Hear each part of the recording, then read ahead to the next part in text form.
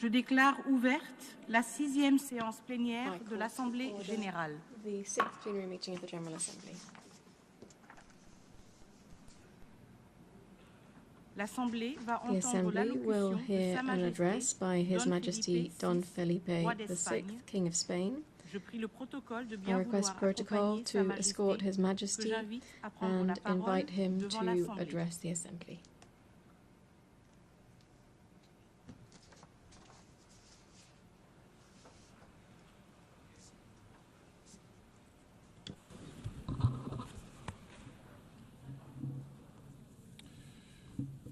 Señora Presidenta, Madam President, General de las Naciones Unidas, Mr. United Nations Secretary Jefes de Estado y General, Gobierno, heads of embajadores, state and autoridades, government, ambassadors, señoras y señores, authorities, muy buenos días. ladies and gentlemen, a very good morning to you. Comparezco hoy ante ustedes, I appear los before you delegados y today delegadas as de los representatives Estados of miembros the de las member Naciones states of the Unidas United Nations. en el año que se In cumple this el year, 80 which marks aniversario the de su 80th fundación. anniversary of the Es un organization's momento founding. oportuno para hacer This is a algunas timely opportunity reflexiones to reflect sobre el presente, on el the pasado y el present, the futuro de past, esta and the organización future of this universal, universal y su organization aportación a and la on paz, its contribution a la to estabilidad peace, y el stability, desarrollo en unos and tiempos development in extremadamente a complejos. time of extreme complexity. Este es un mundo trepidante y desbocado. Ours is a world that is que en fast-paced demasiadas and ocasiones nos unrestrained, sitúa ante one el vértigo that del frequently precipicio, brings us to the en brink, el que no faltan voces que preconizan one in which there el are fin voices that del continue to proclaim the end of multilateralismo multilateralism and the y la obsolescence obsolescencia and de las inefficacy Naciones of the Unidas. United Nations. Es el efecto, se nos dice, It is said de la that this is the sustitución de una result lógica de of diálogo y replacing cooperación dialogue and por una cooperation lógica with de competencia, competition, rivalidad y rivalry, tensiones and extreme extremas. tension.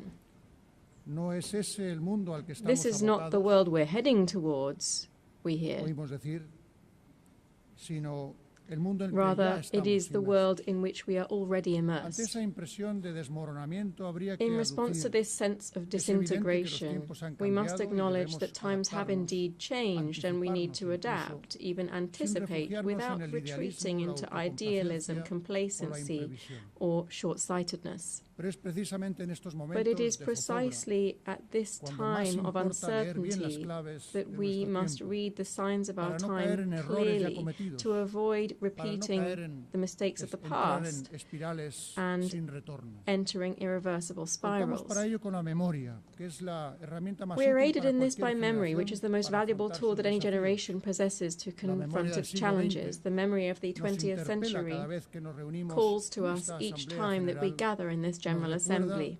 para qué se It creó reminds us esta casa de why la comunidad this house of the internacional, international community en was qué created, circunstancias nació, under which circumstances oscuros it was capítulos de la born, historia and which procuró dark cerrar chapters of history definitivamente. it sought to close definitively. Conviene dejar que resuenen de nuevo las Let palabras us iniciales hear del in this preámbulo hall once de la more Carta the de las opening Naciones words of the Unidas, preamble to the las Charter of que the United comienzan Nations. con nosotros, They begin, los pueblos de we, las the Naciones peoples of the Unidas, United Nations, resueltos a determined preservar to save a las succeeding generaciones venideras generations del flagelo from de the la guerra. scourge of war.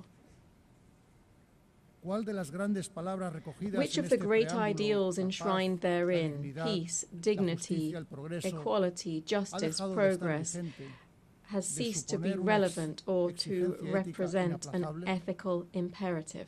¿En cuál de esos caminos hemos avanzado lo bastante en On estas which of these 8 paths décadas have we para advanced poder dar sufficiently por over these 8 concluida decades la to senda be del able to multilateralismo y declare la that the cooperación journey of multilateralism and cooperation is complete? en el silencio ante esas The preguntas está la silence mayor in prueba de que response las to Naciones these Unidas no questions solo is the siguen clearest siendo evidence that the útiles, United Nations is son not only imprescindibles, useful, it is son insustituibles. indispensable and irreplaceable. Creer en las Naciones Unidas es creer con firmeza Believing en in the la United Nations universalidad de is los believing principios y firmly valores in the recogidos en universality su of the Carta principles and values y en la enshrined in its Declaración Charter Universal and de los in the Derechos Universal Humanos. Declaration of Human Rights. Es eludir It la is tentación de to modularlos resist con the temptation particularismos, of diluting them with relativismos, specifics, con relativisms, excepciones. or exceptions. porque la dignidad del ser humano no es Because the negociable. dignity of the human being is Creer en las non-negotiable. Naciones Unidas es también creer Believing en in un the mundo United basado en Nations is normas. also believing in a rules-based Las normas generan world. conductas Rules shape a las que se behaviors ciñe la to enorme which mayoría the de los vast actores majority of internacionales. international actors adhere. Incluso cuando se incumplen o se vulneran, Even when they hay base are para breached, they reivindicarlas, provide a basis para for hacerlas valer. accountability and las enforcement. normas son la voz de la Rules razón are the voice of aplicada a las reason relaciones internacionales, used in international mejor relations. defensa They are the best que defense tenemos ante la ley del against más the law of fuerte. the strongest.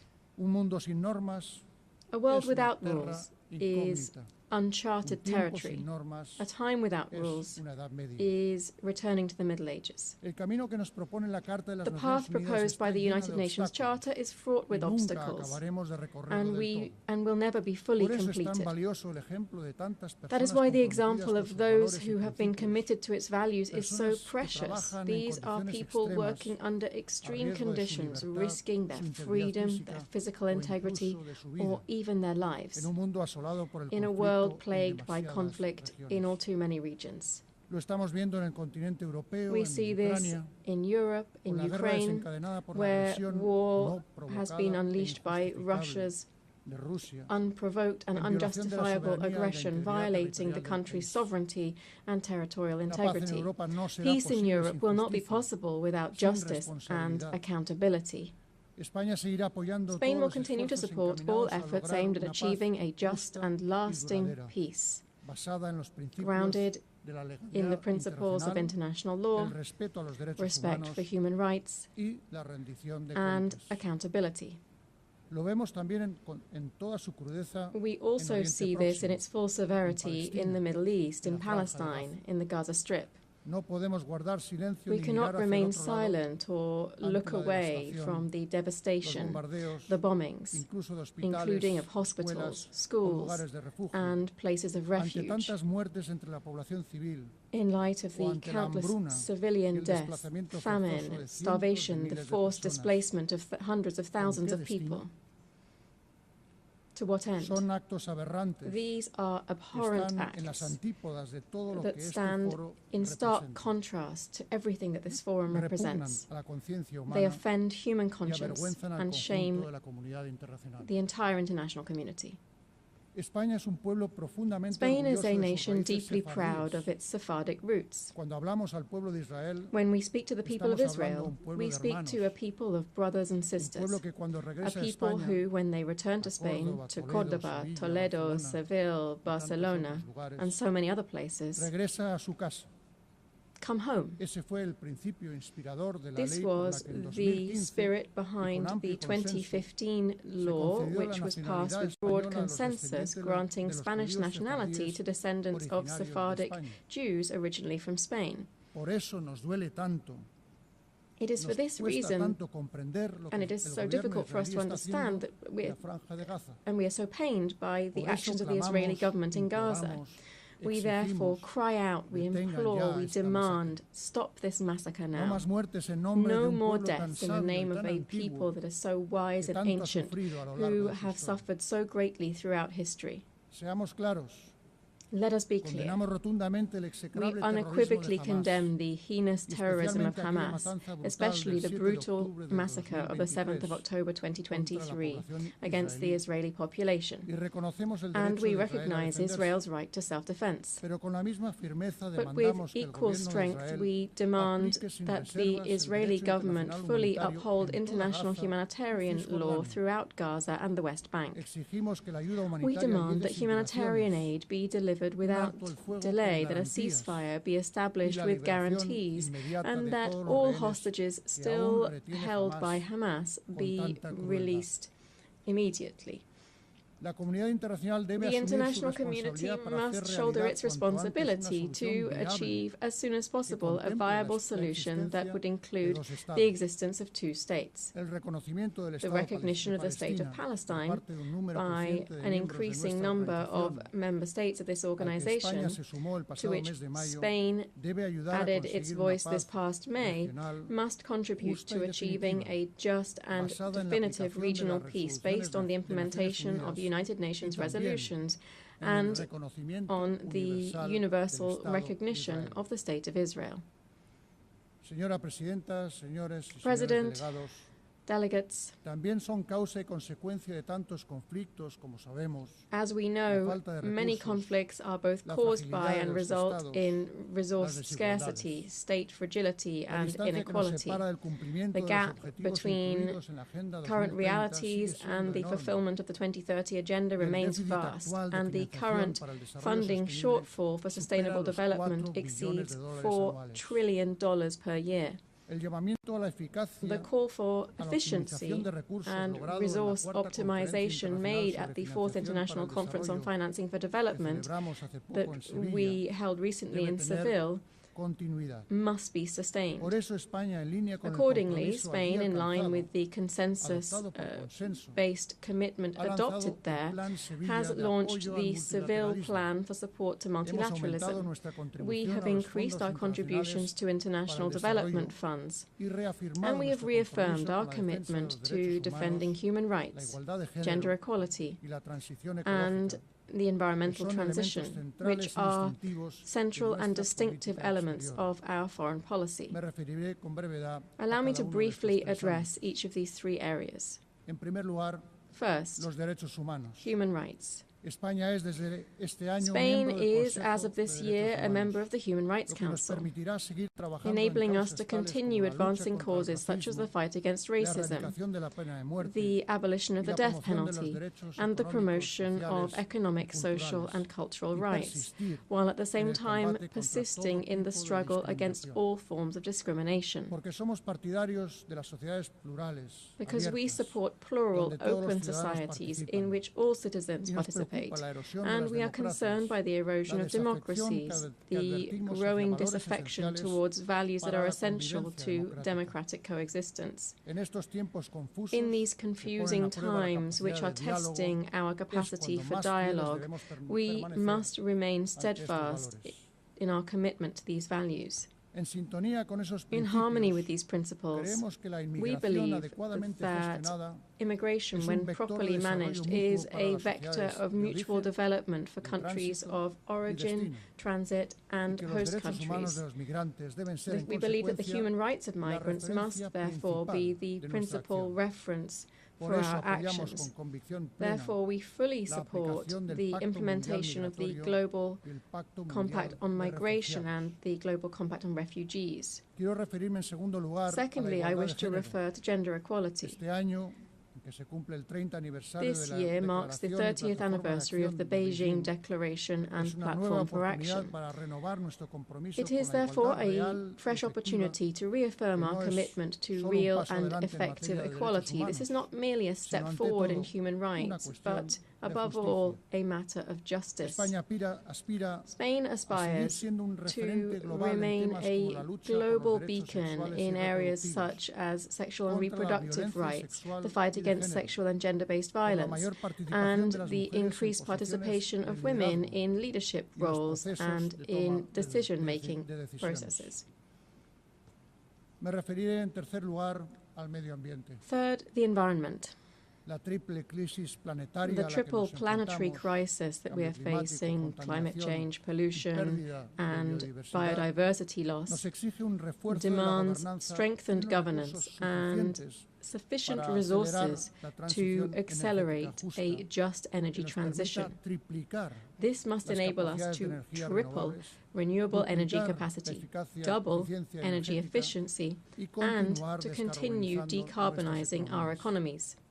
Son objetivos tan ingentes These como necesarios are y por eso Goals that are las dudas as ambitious as they deben are quedar essential, fuera de la and ecuación. doubt must be completely España hace un excluded from the llamamiento al equation consenso here. y a la ambición Spain de cara a la calls próxima calls for COP30 que nos consensus and reunirá en ambition Brasil el ahead of próximo mes de COP30, which will be held in Brazil this Hay November. otros desafíos no menores. There are como la gestión other del impacto de esa just as revolución important coperniciana challenges, including managing the impact of the llamada transformative inteligencia artificial, revolution que puede known acelerar as los artificial avances de la intelligence, Agenda which can 2030 accelerate si progress sabemos on the orientarla 2030 agenda a una if we know transformación how to digital direct it towards sea a justa fair y and equitativa. equitable digital Y en transformation. el ámbito de la salud, And in cuya dimensión health, global se hizo tan evidente the global por los dimensions tintes of which were trágicos en los tragically tiempos no tan evident during lejanos the del COVID, recent Celebramos COVID que se haya pandemic, alcanzado un we consenso welcome en torno here al the acuerdo consensus reached sobre on the pandemias, pandemic que agreement. refuerza la posición This central strengthens the de la central Organización role Mundial of de la the Salud World Health dentro de la Organization arquitectura global within de the salud. global health architecture. Señora Presidenta, Madam President, vertebran la política exterior española por Spain's posición foreign geográfica, policy is built por historia around y por convicción. Tres ejes three fundamentales fundamental hacia África y el axes based on Mediterráneo, geography, hacia history, and América y el conviction. These Atlántico are towards y hacia Africa and the Europa. Mediterranean, towards Quisiera hacer the algunas Americas and the Atlantic, and consideraciones towards sobre Europe. estos espacios. I would like to share some thoughts on España es these muy three consciente que areas. África constituye Spain un is well aware that interés Africa estratégico represents mundial a de primera strategic magnitud. global interest of the highest El order. presente está marcado The en present ciertos is países marked in por certain carencias countries by estructurales structural y algunas guerras y deficiencies conflictos and some atroces con brutal poca atención conflicts and en wars that comparación con receive otros insufficient ya attention mencionados. when compared with others that I've Pienso en las already referred numerosas to. organizaciones o Here I'm referring to numerous misiones de paz peacekeeping en la operations in the a las region que mi país to which contribuye Spain de manera contributes decidida. decisively. Es el caso del This is the Sáhara case Occidental, in donde Western España seguirá Sahara, where apoyando Spain will al continue to enviado support personal del the Secretario Secretary General de General's Naciones Unidas personal envoy para alcanzar in una seeking solución a aceptable y concorde solution that con las normas is del marco de acceptable Naciones and Unidas. consistent with UN norms El and futuro de frameworks. África Africa's future seguirá el rumbo que will marque una población be joven, shaped by a young, con dynamic, iniciativa, and proactive cada vez más population presente en los that is asuntos increasingly globales. engaged in Ese global es el futuro que affairs. debemos apoyar. That's the future that Por we eso mi must país support. ha adoptado la estrategia Spain has therefore España-África adopted the Spain-Africa Strategy 2025 to Queremos 2028. desarrollar un partenariado We basado en want to acciones develop a concretas partnership e based on intereses concrete compartidos, action and y shared que sirva interests, además para impulsar and to el vibrante promote vibrant multilateralismo African africano multilateralism que encarnan la Unión embodied Africana by the African y otros Union organismos and other subregionales. sub-regional organizations. En clave estrictamente bilateral, no puedo olvidar Strictly la especial bilaterally relación de speaking, vecindad I y must cooperación mention the que nos special une con el relationship of Reino de Marruecos, neighbourliness and al que en cooperation los that binds últimos us to the años hemos Kingdom of dado un nuevo Morocco, which in impulso recent en years beneficio has been de nuestros revitalized to the benefit of our peoples.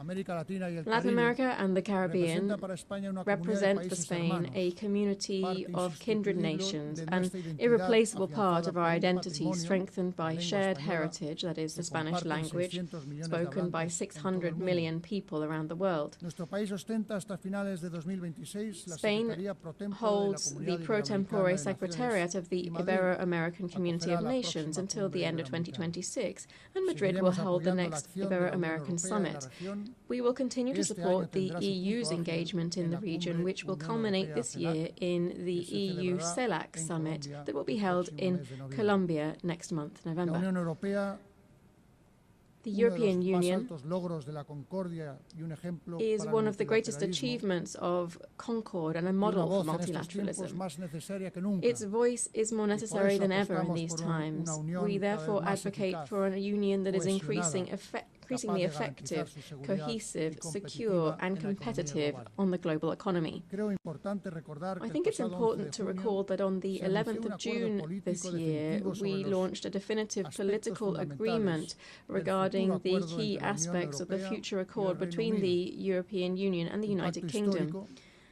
This was a respetuoso historic con la agreement posición de that mi respects país con Spain's respecto position a on la soberanía sovereignty y and jurisdicción sobre jurisdiction over Gibraltar, que aportará which will confianza, bring confidence, seguridad jurídica legal y certainty, estabilidad and stability a las vidas de la to the población lives of del the campo de populations Gibraltar of the Campo y de del propio Gibraltar Gibraltar. and Gibraltar itself. Señora Presidenta, he comenzado Madam hablando del President, pasado y el I presente de began las speaking Naciones about the Unidas. past and present of the United dedicaré mis Nations, and últimas I shall palabras a su dedicate my futuro. last few words to its future. Apelo en estos momentos de graves tensiones In these presupuestarias times of al severe compromiso budgetary de todos los constraints, Estados. I call on all miembros member de states esta to reaffirm their commitment to this Animo a organization. todo su I personal, encourage all of con its su secretario personnel, led general by the a la Secretary cabeza, General, a persistir to en su enorme persist in esfuerzo de their eficiencia y enormous eficacia, efforts towards priorizando efficiency and aquellos effectiveness, ámbitos cuyo abandono prioritizing supondría those una areas quiebra whose inasumible neglect would de los represent an parámetros unacceptable éticos breach que of the siempre deben ethical regir su standards that tarea. must always guide their work. Seguimos creyendo en la We necesidad continue de to believe in desarrollar the las need iniciativas de to reforma advance reform y ponemos initiatives, a disposición de and ese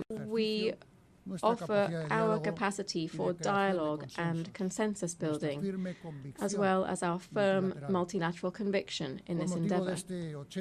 On this 80th anniversary, which coincides with the 70th anniversary of Spain's accession to the organisation, I wish, Madam President, to renew my country's recognition of all of the men and women working within the United Nations. You are the custodians of the memory of the 20th century and the guardians of the hopes invested in the 21st. And it is now, when so many questions are surrounding multilateralism and cooperation, that we need you most. Thank you very much.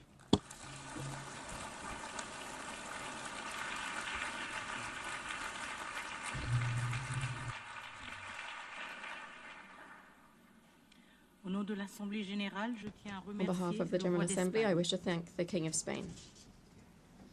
The Assembly will now hear an address by His Excellency Volodymyr Zelenskyy, President of Ukraine. I request protocol to escort His Excellency and invite him to address the Assembly.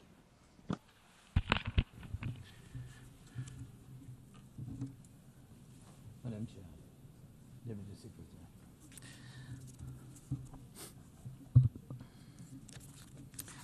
Dear leaders, dear friends, and all those who can become our friends, because you want safety and peace just as much as we do. Today, no one but ourselves can guarantee security. Only strong alliances, only strong partners, and only our own weapons. The 21st century isn't much different from the past. If a nation wants peace, it still has to work on weapons. It's sick. But that's the reality. Not international law, not cooperation. Weapons decide who survives. Excellencies, you know perfectly well international law doesn't work fully unless you have powerful friends who are truly willing to stand up for it. And even that doesn't work without weapons. It's terrible, but without it, things would be even worse. There are no security guarantees except friends and weapons. No Ukrainian choice this kind of reality. And knowing our people, they would have chosen a different priority. Ukrainians are peaceful people, but they are people who want to live freely in their own independent country. That's why we invest in defense. For many nations, there is simply no other way left. Nations can speak about their pain from stages like this, but even during bloodshed, there isn't a single international institution that can truly stop it.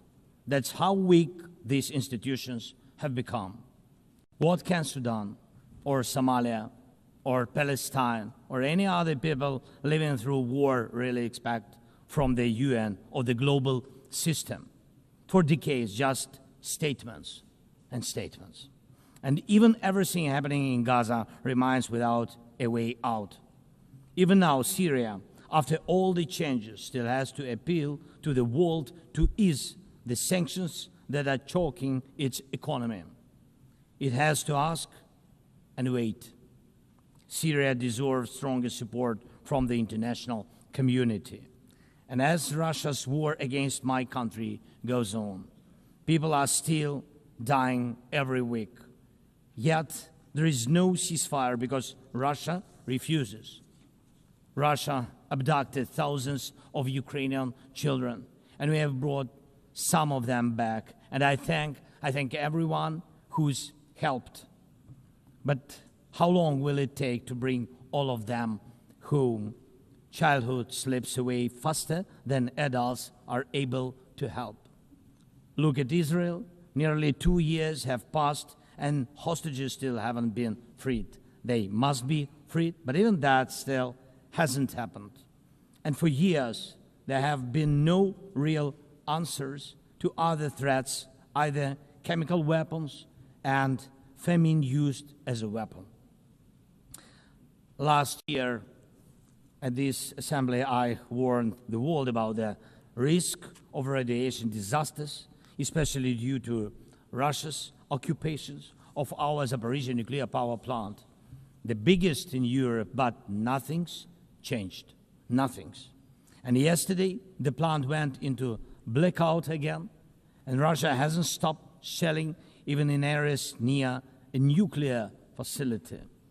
And because of international institutions are too weak, this madness continues.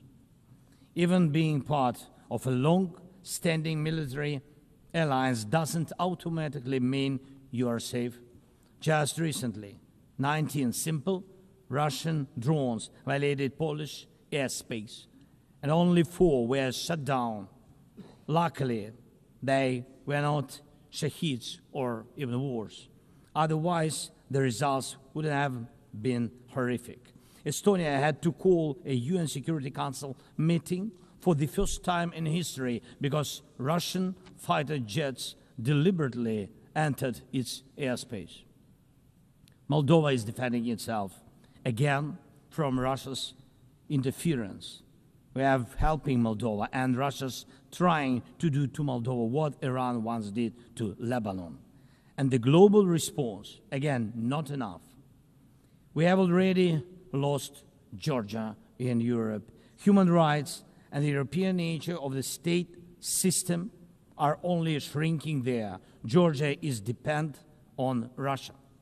And for many, many years, Belarus has also been moving toward dependence on Russia. Europe cannot afford to lose Moldova too. It's important to remember how the world once ignored the need to help Georgia after Russia's attack, and how the moment was missed with Belarus. How Moldova must not be lost. And for Europe, supporting Moldova's stability is not costly, but failing to do so will come at a much higher price.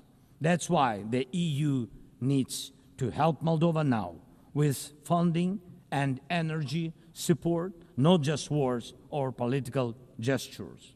We must not forget about protecting the rights of people and the rights of nations in regions where these rights are under threat. The UN Charter and the Universal Declaration of Human Rights must apply everywhere. But the Taliban in Afghanistan dragged a whole country back into the dark ages. Cartels in some Latin America countries are more powerful than the government there. This is all about collapse of international law and the weakness of the international institutions. And so it's about the rise of weapons. Weapons decide who survives. Excellencies, yesterday President Trump stood right here in this hall, and God saved him from a murder attempt during the campaign. A shot was fired from a rifle, and just a fraction of an inch saved his life. Just days ago, President, along with hundreds of thousands of Americans, honored the memory of Charlie Kirk. Sadly, his life was cut short by a bullet. Once again, violence with a rifle in hand. We also mourn the Ukrainian woman, Irina Zarutska. She was brutally killed with a knife here in America, the very country where she was seeking refuge from Russia's war. And almost every day when we open the news, we see headlines about violent attacks happening all around the world. Most of it is done with weapons. People are already used to, but weapons are evolving faster than our ability to defend ourselves. Now, there are tens of thousands of people who know how to professionally kill using drones. Stopping that kind of attack is harder than stopping any gun, knife, or bomb. This is what Russia has brought with its war. It used to be that only the strongest countries could use drones because they were expensive and complex. Now, even simple drones can fly thousands of kilometers. War tech doesn't care about geography anymore. It's now reshaping it. Just recently, airports in Europe had to shut down because of drones. Authorities couldn't even say what kind of drones they were, who sent them, or from where. Last week, North Korea announced the test of a tactical strike drone. That means even countries with limited resources can now build weapons that are dangerous to their neighbors. Ukraine and nations like Saudi Arabia know all too well how dangerous Iranian attack drones are. But what happens when all the types of drones become available, even to small terrorist groups or cartels? The world moves too slowly to protect itself, and weapons move fast. Now companies are already working on drones that can shoot down other drones, and it's only a matter of time, not much, before drones are fighting drones, attacking critical infrastructure, and targeting people all by themselves, fully autonomous, and no human involved, except the few who control AI systems. Dear leaders, we are now living through the most destructive arms race in human history, because this time includes artificial intelligence. And if there are no real security guarantees except friends and weapons, and if the world can't respond even to old threats, and if there is no strong platform for international security, will there be any place left on Earth that's still safe for people? We need global rules now for how AI can be used in weapons, and this is just as urgent as preventing the spread of nuclear weapons. We need to restore international cooperation, real working cooperation for peace and for security. A few years from now might already be too late. 10 years ago, war looked different, and no one imagined that cheap drones could create dead zones, areas stretching for dozens of kilometers where nothing moves, no vehicles, no life. People used to imagine that only after a nuclear strike.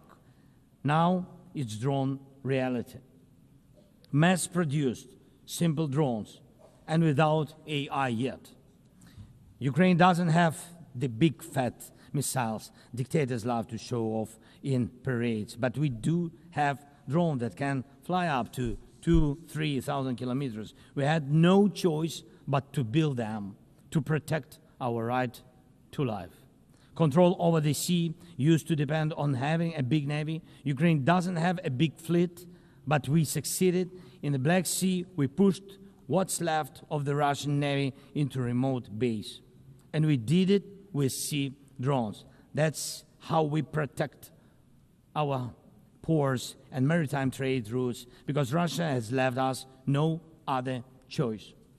And our spiderweb operation, when cheap drones destroyed or damaged dozens of expensive Russian strategic bombers, became a real example for special forces around the world of what new weapons can do to old systems. These very Russian bombers attacked our cities. And none of this would have happened if Putin had not started this full-scale aggression, full-scale war. And every year that this war goes on, weapons become even more deadly. And only Russia deserves to be blamed for this.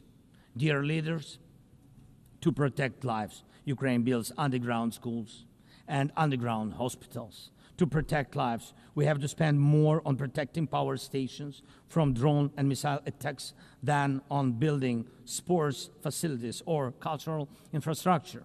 Ukrainian farmers are learning how to protect their equipment from Russia's FPV drone strikes, and for them, that challenge is far greater than climate change. Russia's war has put us in this situation, but do you have protection against similar threats? The facts are simple. Stopping this war now, and with it, the global arms race, is cheaper than building underground kindergartens or massive bunkers for critical infrastructure later. Stopping Putin now is cheaper than trying to protect every port and every ship from terrorists with sea drones. Stopping Russia now is cheaper than wondering who will be the first to create a simple drone carrying a nuclear warhead. So we must use everything we have together to force the aggressor to stop. And only then do we have a real chance that this arms race will not end in catastrophe for all of us. If it takes weapons to do it, if it takes pressure on Russia, then it must be done. And it must be done now. Otherwise, Putin will keep driving the war forward wider and deeper. And we told you before, Ukraine is only the first, and now Russian drones are already flying across Europe, and Russian operations are already spreading across countries, and Putin wants to continue this war by expanding it, and no one can feel safe right now. So first, we are now building a new security architecture for ourselves. More than 30 countries are already part of our coalition, and we are strengthening army, launching joint weapons production with partners, and defining financial commitments for defense in a way that could become a security model for any other nation.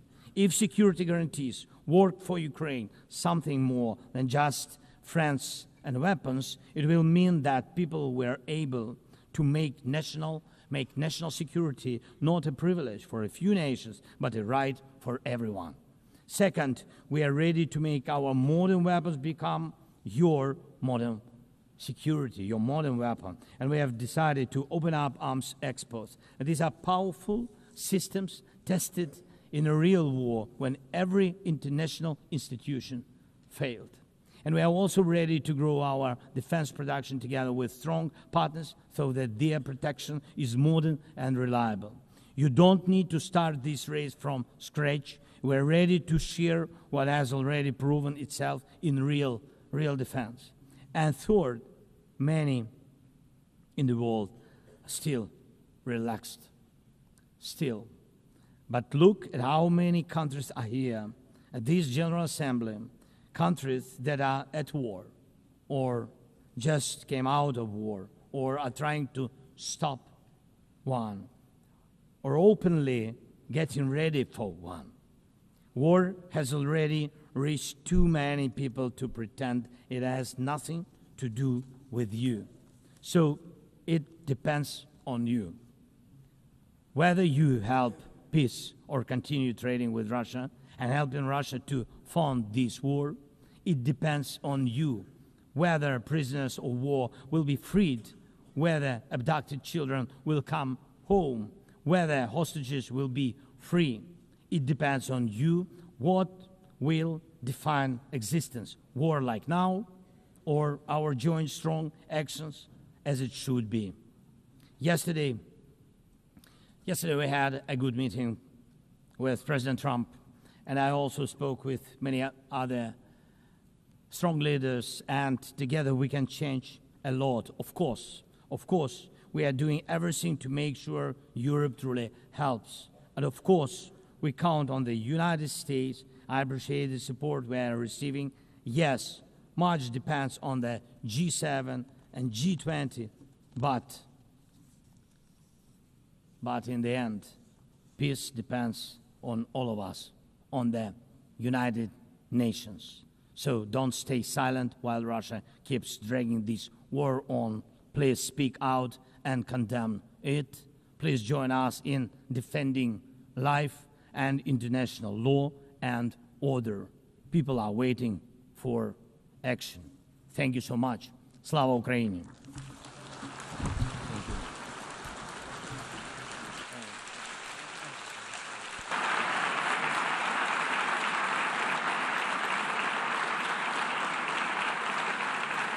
Au nom de l'Assemblée générale, je tiens à The General remercier Assembly le wishes to président thank the de President l'Ukraine, of Ukraine, The Assembly will hear an address by His Serene Highness, Prince Albert II, Sovereign Prince of Monaco. I request protocol to escort His Serene Highness and invite him to address the Assembly.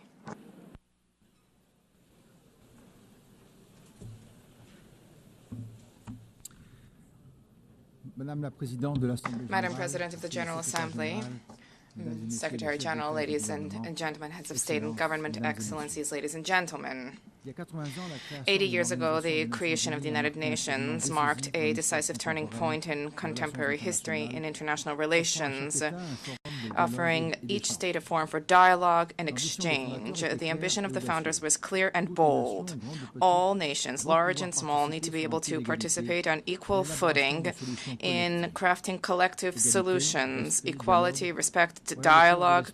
This is the heart of the multilateral spirit and underpinning the values where Monaco found its place within the concert of nations.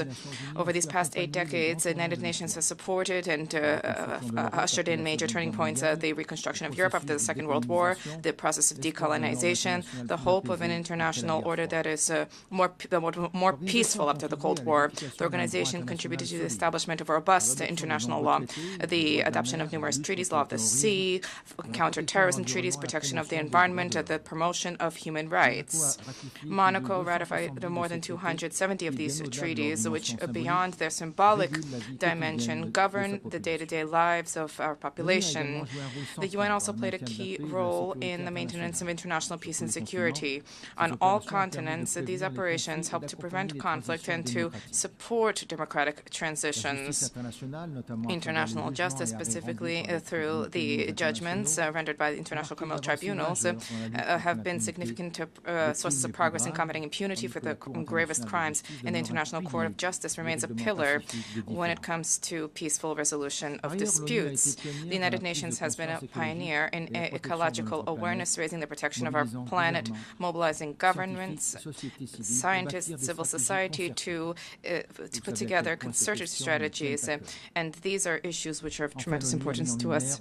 The UN has shed light on the role of sports as a vector for peace, for inclusion, for development. Our Principality welcomes the fact that sport is increasingly taking pride of place in the work of the organization. Madam President, we are cognizant of the progress that has been made over the past 8 decades, and yet we have more challenges to surmount, which requires resolute collective action. The progress that we have made is significant, but we have a grim reality. We are in a multipolar world where international realities are significant. There are proliferation of peacekeeping operations show that dialogue and preventive diplomacy, unfortunately, do not always generate the anticipated results. International security is today gravely imperiled. International tensions and conflicts are spreading in all 4 corners of the world, and this makes it all the more necessary for there to be a reaffirmation of the core principles of the United Nations: sovereignty of states, peaceful dispute resolution, respect for international law, and human rights. In this regard, the Principality of Monaco firmly condemns the war of aggression targeting Ukraine and the suffering this has inflicted upon civilian populations, and I reiterated this message just now to President Zelenskyy. I cherish the hope that a just and lasting negotiated peace agreement can be found soon to guarantee security and to rise to the expectations of the Ukrainian people. In the Middle East, violence has generated unacceptable human suffering, casualties. The risk of regional conflagration requires that there be an immediate de-escalation, protection of civilians, the unimpeded delivery of humanitarian assistance, and a sincere relaunch of the peace process on the basis of the 2 states. Peace is not a utopia. Peace is an overriding necessity. These security-related challenges are compounded by environmental challenges. The international community recently met in Nice for the 3rd UN Conference on Oceans, vehemently recalling the need to act for the protection of seas and oceans. The Principality organized, before the conference, a Blue Economy and Finance Forum.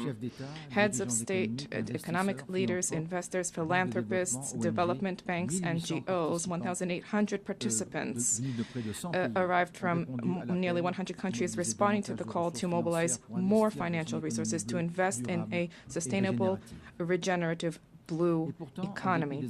And yet, the commitments made notwithstanding, there are still challenges. BB&J was adopted in January last, and this should lead us to implement immediately measures for the conservation and sustainable use of the diversity in the high seas. The fight against climate change is a responsibility, a historic responsibility. Acceleration of extreme events requires credible, immediate finance responses. We are traversing a significant difficulties. There is science which is accessible, abundant, more reliable than ever before. The Paris Agreement, the 10th anniversary of which we are marking this year, provides a structured, transparent framework which should generate robust trust among all stakeholders. This year, new nationally determined contributions have been published, and this is a reflection of the need to be more and more ambitious. I wish to recall that these ambitions are carry moral significance, particularly vis-à-vis young people and succeeding generations, but also, as was recently recalled by the ICJ in the advisory opinion.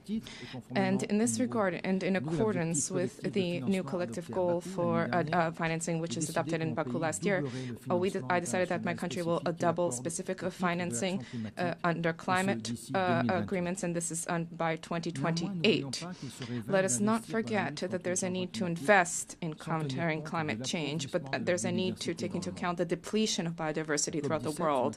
COP17 and the Biological Diversity Convention, October 2026, will be held in Yerevan. This is a key opportunity to transform the commitments into reality, specifically when it comes to financing and meaningful protection of ecosystems. Madam President, we cannot pass over in silence the alarming setbacks in human rights. Freedom, the repression of freedom, civil society, excessive use of force, these are all undermining the very basis of civilizations and are resulting in a loss of trust of citizens vis-à-vis systems. Women's rights are a key pillar for peace, for development, and for justice. 30 years after the Beijing conference, gender equality between men and women has still not been fully universally attained, and this remains a key priority, which is something we need to reaffirm. There's an urgent need to generate collective commitment to combat violence against women and girls and against all kinds of persecution which they endure, including in conflict-affected areas.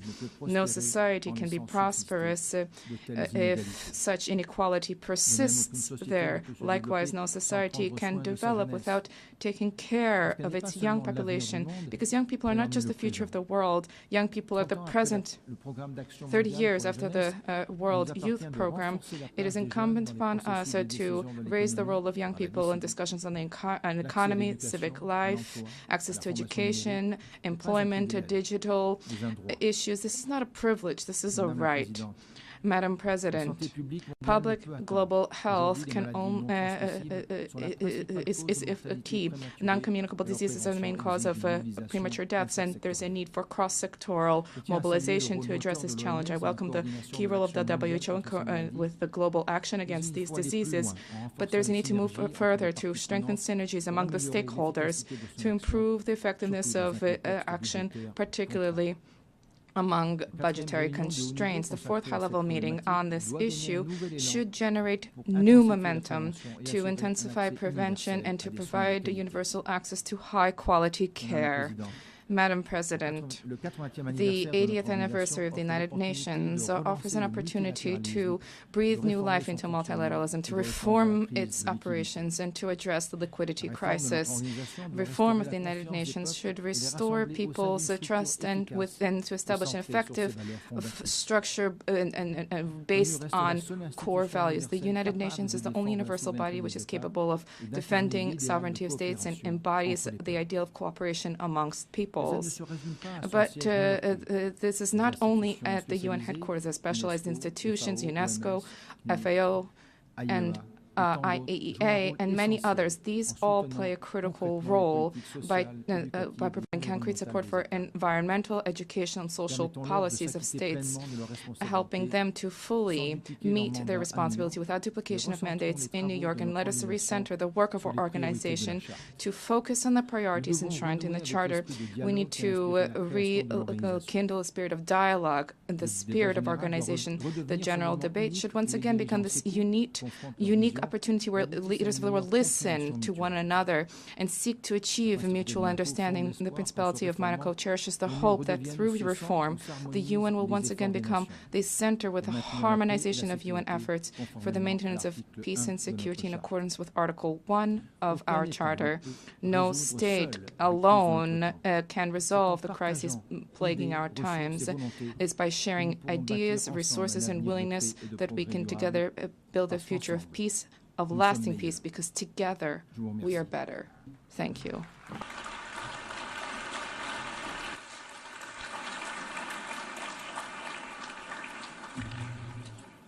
On behalf of the General Assembly, I wish to thank the Sovereign Prince of Monaco.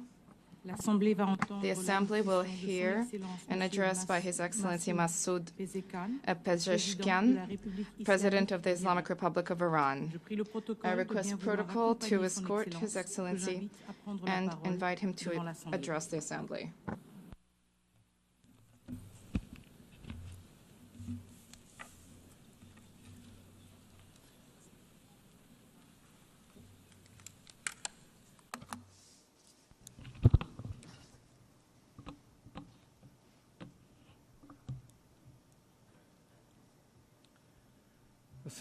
In the name of God, the most compassionate, the most merciful, Mr. Secretary General, Madam President, distinguished representatives, ladies and gentlemen, the theme of this year, and I quote, "Better together, 80 years and more of peace, development, and human rights," unquote, is in truth a summons to solidarity and to a shared vision of a brighter future. Our religious conviction, as well as the call of the prophets, rests upon the equality of the rights of all human beings. That which renders man more worthy is piety, namely truthfulness, wisdom, purity, and benevolence. The bedrock of all divine religions and of the human conscience is this golden maxim: that which you would not approve for yourself, do not approve for others. Jesus Christ, peace be upon him, once said, "Act towards others as you would have them act towards you." The Prophet of Islam, peace be upon him, said, "None of you is a true believer unless he desires for others what he desires for himself." The sage Hillel, the elder, expressed the essence of the Torah as such: "That which is hateful unto thee, do not do unto thy fellow." In the traditions of the Orient, likewise, the central teaching is this very principle, and secular schools of ethics grounded in reason and conscience have arrived at the same conclusion. Excellencies, is this the state of our world? Let us behold the past 2 years. The world in these 2 years was witness to genocide in Gaza, was witness to the destruction of homes and repeated violation of sovereignty and territorial integrity in Lebanon, was witness to the devastation of Syria's infrastructure, was witness to assault against the people of Yemen, was witness to the forced starvation of emaciated children in the arms of their mothers, was witness to the assassination of Iran's scientists, was witness to the surreptitious raids infringing upon the sovereignty of nations, violating the territorial integrity of states, and openly targeting leaders of people. And all of this under the full support of the most heavily armed regime in the face of the earth, and under the pretext of self-defense. Would you countenance such things for yourselves? Who is the disturber of the stability of the region and the world? Who is the actual threat against international peace and security? Who is the violator of the golden moral maxim of mankind? Excellencies, ladies and gentlemen, you all bore witness that this past June my country was subjected to a savage aggression in flagrant contravention of the most elementary principles of international law. The aerial assaults of the Zionist regime and the United States of America against Iran's cities, homes, and infrastructure infrastructures precisely at a time when we were treading the path of diplomatic negotiations constituted a grave betrayal of diplomacy and a subversion of efforts towards the establishment of stability and peace. This brazen act of aggression, in addition to martyring a number of commanders, citizens, children, women, scientists, and intellectual elites of my country, inflicted a grievous blow upon international trust and the very prospect of peace in the region. Should we fail to confront such perilous breaches of international norms, these aberrations shall spread to engulf the world. The assault upon nuclear facilities under safeguards and international supervision, the open attempt to assassinate leaders and duly constituted officials of UN member states, the systematic targeting of journalists and members of the press, and the killing of human beings who solely by the reason of their knowledge and expertise are converted into military targets. Again, would you countenance such acts for yourselves? With this behavior, they have killed at the very least over 35,000 innocent civilians in Gaza. They have deprived them of food, drinking water, medication, and proper health care. Those who have perpetrated such crimes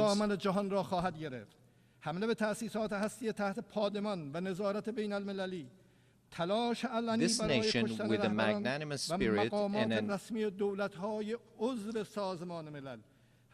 the systematic targeting of journalists and members of the press and the killing of human beings who solely by the reason of their knowledge and expertise are converted into military targets.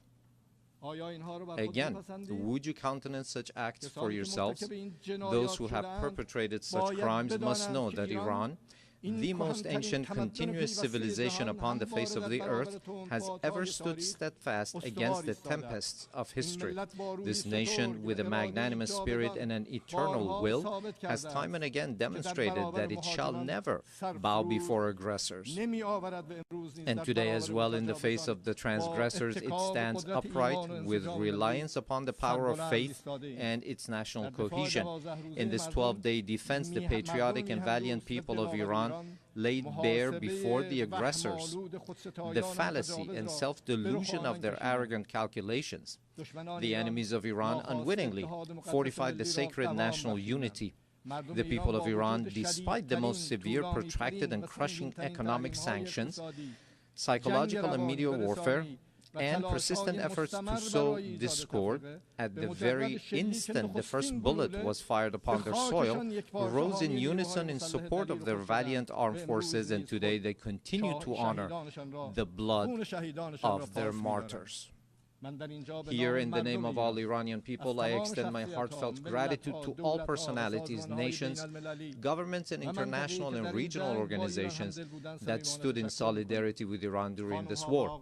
Ladies and gentlemen, today, after nearly 2 years of genocide, mass starvation, the perpetuation of apartheid within the occupied territories, and aggression against its neighbors, the ludicrous and delusional scheme of a greater Israel is being proclaimed with brazenness by the highest echelons of that regime. The scheme encompasses vast swaths of the region.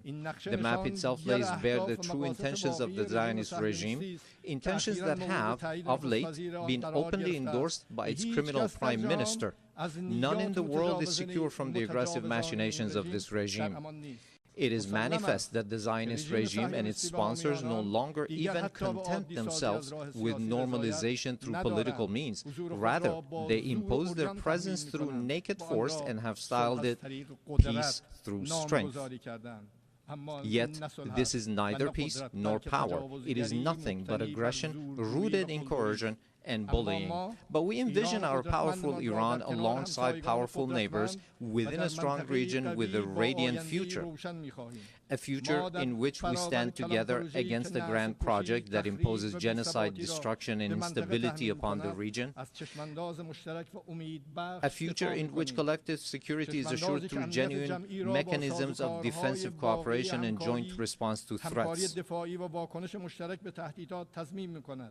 a future in which human dignity and cultural diversity are cherished as foundational values, a future in which collective development is realized through joint investment in infrastructure and modern sciences, a future in which energy security and the equitable use of vital resources from the pillars of economic stability, a future in which the environment is safeguarded for posterity, a future in which national sovereignty and the territorial integrity of states are regarded as non-negotiable principles, a future not in pursuit of peace imposed by force, but founded upon strength derived through peace. In such a strong region, slaughter and bloodshed shall find no place. It is for this very reason that my country has, for many years, been among the staunchest advocates of establishing a region free of weapons of mass destruction, yet those who themselves possess the largest nuclear arsenals and who in flagrant breach of the NPT make their weapons even deadlier and more destructive have for years subjected our people to pressures on the basis of spurious allegations. Last week, 3 European states, having failed through a decade of bad faith and thereafter by supporting military aggression to bring the proud people of Iran to their knees, at the behest of the United States of America, sought, by means of pressure, coercion, imposition, and manifest abuse, to reinstate against Iran the Security Council resolutions that had already been terminated. In doing so, they set aside good faith. They circumvented legal obligations. They sought to portray Iran's lawful remedial measures taken in response to the United States' withdrawal from the JCPOA and to Europe's breach and utter incapacity as a gross violation. They falsely presented themselves as parties of good standing to the agreement, and they disparaged Iran's sincere efforts as insufficient. All of this was in pursuit of nothing less than the destruction of the very JCPOA, which they themselves had once held as the foremost achievement of multilateral diplomacy. This unlawful measure, which has also met the opposition of certain members of the Security Council, possesses no international legitimacy and will not garner the approbation of the international community. I hereby declare once more before this assembly that Iran has never sought and will never seek to build a nuclear bomb. We do not seek nuclear weapons. This is our belief based on the edict issued by the Supreme Leader and by religious authorities. Therefore, we never sought weapons of mass destruction, nor will we ever seek them. Whereas those who disturb the peace and stability in the region lies in Israel, but Iran is the one that is being punished for those actions. There is a poem that roughly says something to the effect that someone on one side of the world does something to disturb the peace and someone else is punished for those actions. Ladies and gentlemen, the Islamic Republic of Iran welcomes peace and stability. We believe that the future of our region and of the world must be built upon cooperation, trust, and shared development. In this framework, Iran supports the peace process between the Republic of Azerbaijan and the Republic of Armenia and hopes that its outcome shall be enduring and serve as a foundation for improved relations between these two neighboring states. Iran also hopes that the efforts to bring an end to the war in Ukraine may result in a just and lasting agreement between Russia and Ukraine and bring solace to the human suffering caused by this crisis. Iran welcomes the defensive pact between the two brotherly Muslim countries, the Kingdom of Saudi Arabia and the Islamic Republic of Pakistan, as a beginning for a comprehensive regional security system with the cooperation of the Muslim states of West Asia in the political, security, and defense domains. Finally, Iran condemns the criminal aggression of the Israeli regime against Qatar, which resulted in the martyrdom of a number of Palestinian and Qatari nationals, and declares its support and solidarity with the government and people of Qatar. Ladies and gentlemen, true security is not achieved through force, but through confidence-building, mutual respect, regional convergence, and multilateralism grounded in international laws.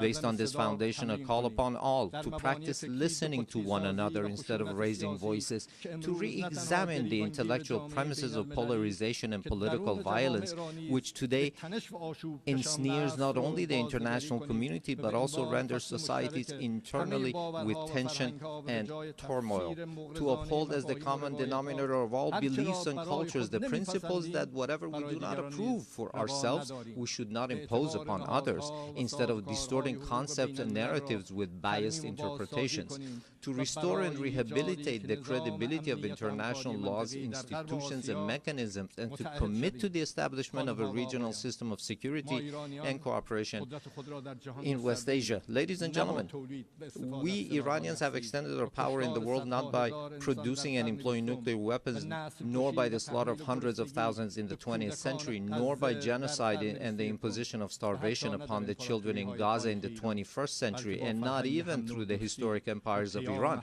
but rather through a culture of human fellowship and the message of empathy of universal sages such as Rumi, Hafiz, Saadi, who 8 centuries ago declared human beings are members of a whole, in creation of one essence and soul. If one member is inflicted with pain, other members uneasy will remain.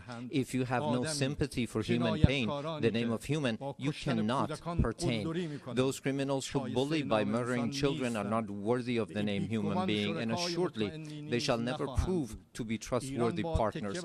Relying upon its time-honored tradition of altruism and human fellowship, Iran is a steadfast partner and a trustworthy companion for all peace-seeking countries, a friendship and a partnership grounded not in fleeting expediency, but in dignity, trust, and a shared future.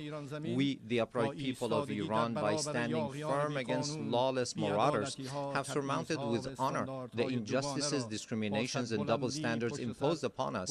And today, with an opportunity-oriented outlook, we have transformed this historic achievement of the Iranian people into a platform for a leap toward a hopeful future. Let us, together with you, turn threats into opportunities. I thank you.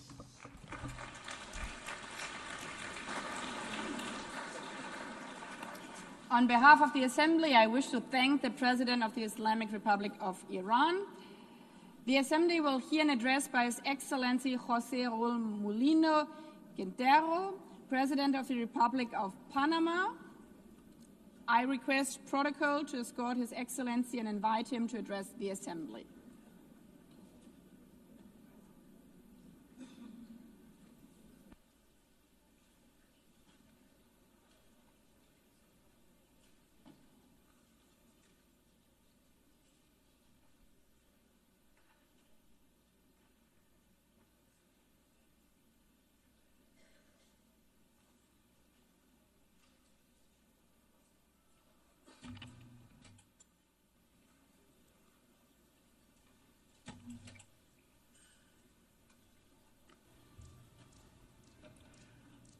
Muy buenos días.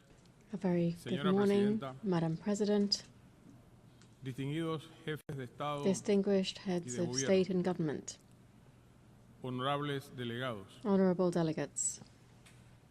En nombre del pueblo On behalf panameño, of the Panamanian con profundo people, respeto y with renovadas profound esperanzas, respect and renewed me hope, presento ante esta honorable I appear asamblea before this honorable en el assembly aniversario número 80 on the de esta 80th organización anniversary of this que organization, sigue siendo un faro para la which paz, remains a la beacon cooperación for y el peace, progreso. cooperation and progress. Panamá se comprometió desde la Carta de San Francisco Panama en has been committed since the signing of 1945 the Charter of San Francisco favor in de la 1945 to la peace seguridad, building, el security, desarrollo sostenible y los sustainable derechos development, and human rights. humanos. En estas 8 décadas, Over these 8 nuestro país decades, ha apostado our por la country has diplomacia championed multilateral multilateral y el diplomacy derecho and internacional public público como un international eje law cardinal de su as a política exterior. cornerstone of our foreign policy. La iniciativa ONU 80, The UN 80 presentada initiative, por el secretario presented general by Antonio the Guterres, Secretary General Antonio ofrece la Guterres, oportunidad de offers an reflexionar opportunity to sobre el reflect pasado, on the past, hacer un llamado de atención por to las raise amenazas del awareness presente of present para threats, vislumbrar and un to futuro envision más justo. a fairer future. Tenemos la firme convicción de que hoy, We firmly believe that today, more than ever, we must strengthen the value of multilateralism to respond to global challenges and crises as a tool to mitigate asymmetries among nations. In this regard, I wish to highlight that multilateral policy contributed to our country's removal, for instance, from discriminatory lists imposed by the European Union and the Financial Action Task Force. Since it does not make sense to be a member of the Security Council of this organization, while at the same time appearing on lists alongside countries that promote terrorism. We believe it is the right time to undertake a comprehensive reform, to make the Security Council more effective, to make the General Assembly more representative, to make specialized agencies more inclusive, and, above all, to reduce bureaucracy. Panama, just like other countries, calls for greater representation of Latin America and the Caribbean in decision-making bodies. The time has come to update the architecture of multilateral governance. Our region is the world's leading exporter of food. It is home to a strategic canal linking the Atlantic and the Pacific, and it holds more than 50% of the planet's biodiversity.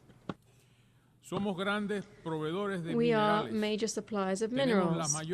We possess the largest freshwater reserves. We live together in peace, and we strive to preserve this. All of these elements make us a key global actor, and we must ensure that our representation reflects our role and our global significance.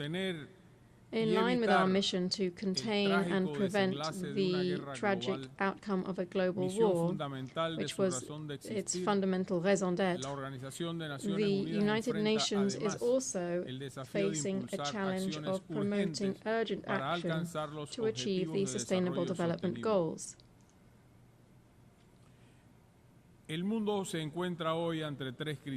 Today, the world is facing a trifecta of devastating crises: climate change, pollution, and biodiversity loss, all against a backdrop of weakened cooperation. The response to these crises must be swift and united.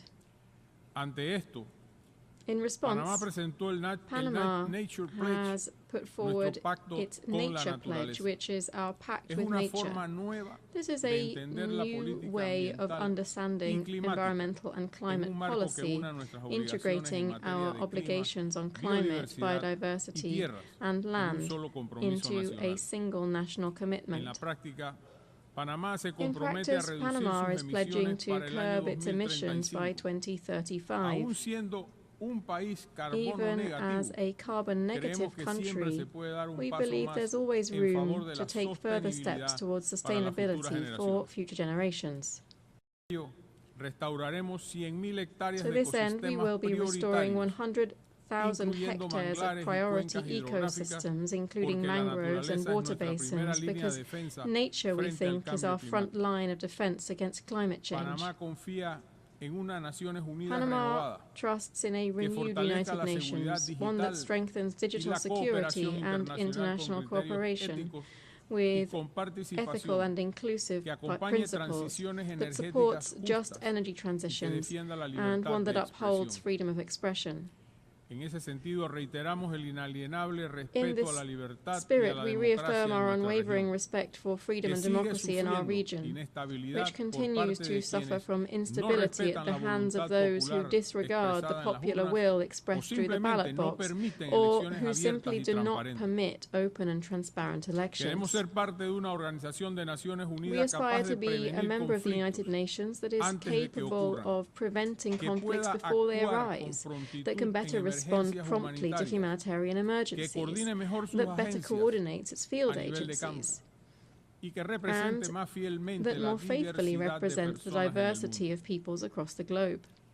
Panama has offered to host offices of United Nations system organizations to support reform efforts under the UN 80 initiative.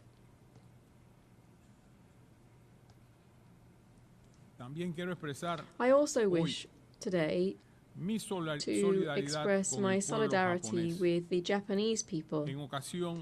This on the occasion of the 23rd anniversary of North Korea's admission of its abduction of at least 17 Japanese nationals. The world needs to know the truth so that these events are never repeated, and Japan deserves justice. Ladies and gentlemen, I cannot let this opportunity pass without highlighting that we have now completed a quarter century since our canal was transferred into Panamanian hands. As of the 31st of December 1999, the Republic of Panama took up the works and operations of the canal efficiently, safely, sustainably, and neutrally. This in accordance with the Panama Canal Treaty, Torrijos-Carter Treaty, and the Permanent Neutrality Treaty, which were both signed in 1977. Since then, we have administered the waterway in exemplary fashion, contributed to the country's economic development, and operated the canal for the benefit of international navigation. Over this period, Panama expanded the interoceanic route using our own resources to meet the demand of larger vessels. Now we are taking another step forward. We are supporting the Panama Canal Authority in the development of the Rio Indio Reservoir. This is an ambitious project to ensure water supply for our population and the canal, so that vessel traffic is not threatened by recurring droughts in our region. Our waterway serves more than 180 maritime routes and more than 140 nations, and approximately 4% of global trade passes through it. We are committed to ensuring efficiency in support of international logistics. Before this assembly, Panama once again reaffirms its serious and sustained commitment to the regime established under the treaty concerning permanent neutrality, to which the protocol of which numerous states have adhered to. Neutrality is the best formula to safeguard the security of our canal, a global public good. The Panama Canal is neutral, open to the world, and a facilitator of more integrated international trade. It is and shall remain Panamanian. Ladies and gentlemen, Panama, as you know, holds a non-permanent seat on the United Nations Security Council for the 2025-2026 term. This past August, we held the rotating presidency of the Security Council. We viewed this role as a responsibility to maintain a strong voice in favor of peace, sovereign equality of states, justice, international law, and respect for agreements among nations. We have also stressed the importance of maritime security as a priority during our participation in the Council. Panama's national identity is closely linked to maritime transport. Over the centuries, we have consolidated our role as a key actor in navigation and international trade. Piracy, arms and drugs trafficking, and illegal fishing all affect trade and the global maritime transport system. As a transit nation and a logistics hub in our continent, Panama proposes to strengthen cooperation among specialized agencies, including through a regional network to promote maritime security. This would operate under the umbrella of ocean governance and in accordance with international law. I wish to reiterate before this assembly the work that this organization needs to undertake to mitigate the effects of illegal migration driven by organizations that are either directly or indirectly linked to drugs trafficking. For years, millions of people have been passing through our Darien region, which is on our border with Colombia. And yet in just 1 year in office, we've reduced the flow of migrants heading north to zero. That crisis was resolved, thus meeting the promise to shut down illegal crossings through the Darien. The humanitarian and environmental consequences were extreme. The suffering of women and children subjected to abuse and the pollution of one of the world's most biodiverse areas. These continue to cause pain to those of us who have had direct contact with the situation. Today we are seeing north-south migration on a much smaller scale, but which renews our commitment to the orderly transit of people so that they may return home. I must say that while the migratory crisis has been resolved, the causes of mass immigration remain unaddressed. The fact that our country has resolved this scourge doesn't mean that we should let up in our demands for concrete responses, such as in the case of the border between Haiti and the Dominican Republic, which is facing unchecked migration that also has an effect on the entire region. It's essential that we find clear solutions both for the Haitian crisis and, more generally, for effective control of migratory flows. We are currently suffering from the growth of another illegal activity, which is drug trafficking. Today, it poses a threat to human lives and a grave risk of instability throughout the entire region due to the different cartels operating there. Just to give you a quick idea, this year alone, Panama has seized nearly 150 tons of cocaine and other drugs. This is an historic and alarming figure, one which compels us to step up our efforts, to seek greater cooperation and to galvanize resources in a struggle that must be a common cause among all nations of the world. Honorable members, next year the Amphictyonic Congress of Panama, convened by the liberator Simón Bolívar, will celebrate its bicentenary.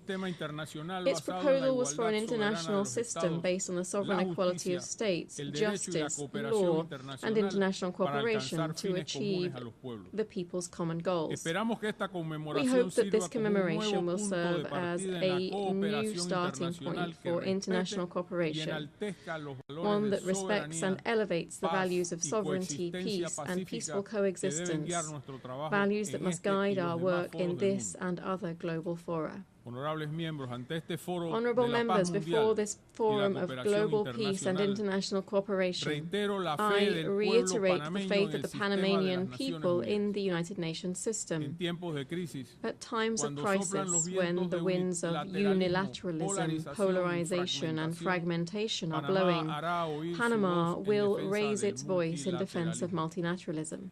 Panama will remain an enthusiastic member of the United Nations, a defender of international law, and a tireless proponent of global peace.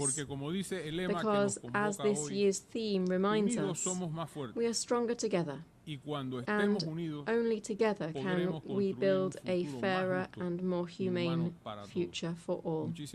Thank you very much.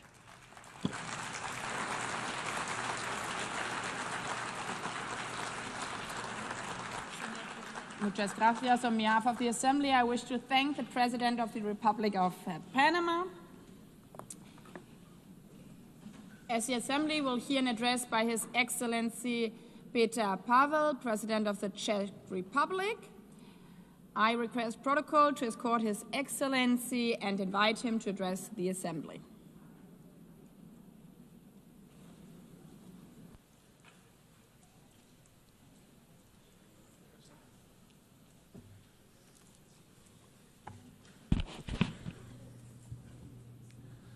Madam President, Excellencies, ladies and gentlemen, I am humbled to speak here in front of you again. Today, I wish to address two main issues: United Nations achievements and necessity of its reform, and prospect of multilateralism in the light of Russian aggression. 80 years ago, the United Nations was founded with great hope to prevent war and destruction, never to repeat the horrors of World War II. My country proudly stood amongst the founding nations signing the charter that would become our collective moral compass. Since 1945, we have witnessed remarkable achievements. The United Nations helped to prevent another full-scale world conflict. It assisted in dissolution of colonialism and rise of new sovereign countries in Asia, Africa, Europe, and Latin America. Together, we created a robust multilateral system of rules and global cooperation in international security, human rights, and economic development. Together with the UN, we have fought famine, disease, illiteracy, and poverty in some of the world's most vulnerable regions. Dozens of peacekeeping missions have helped to ease tensions in conflict zones. Thanks to its long-standing efforts, the UN has helped transform countless lives and laid the groundwork for a better world, a world which is more humane and more cooperative. It provided a platform where even the smallest nations can speak out and be heard. The UN remains the only institution where the world can collectively confront global crises. Not with weapons, but with dialogue, shared responsibility, and pressure where necessary. UN's greatest achievement is not perfection, it's persistence. With many devastating conflicts ongoing, Russia's invasion of Ukraine has significantly transformed the global security landscape. Since the last general debate a year ago, our world has not become more secure. On the contrary. In the game of smoke and mirrors, Russia continues targeting civilians, civilian infrastructure, foreign diplomatic missions, and most recently, even our neighboring country, Poland. Not to forget the acts of hybrid warfare on our own territory. These range from disinformation campaigns and attempts to undermine public trust, to cyber attacks, and even acts of sabotage carried out by mercenaries recruited online. Despite being the largest country on the map, Russia still aims to seize Ukrainian territory and expand its sphere of influence. Backed by China, Iran, North Korea, and other countries that help it circumvent sanctions and provide economic or political support. Russia, a permanent member of UN Security Council, is not only violating the principles of state sovereignty and territorial integrity enshrined in the UN Charter, but also sets a dangerous example and precedent, sending the message that aggression can yield territorial and political gain and remain unpunished. Ladies and gentlemen, our multilateral system was created on the premise that rules apply to all without exception. The consequences of this war go far beyond the news headlines. This war threatens to dismantle our system of governance based on mutual respect, equal partnership, and rules we all subscribe to. What is happening in Europe today could happen anywhere else tomorrow, under different circumstances, but under the exact same pretext. If Russia wins this unjust war, it will legitimize the triumph of brute force.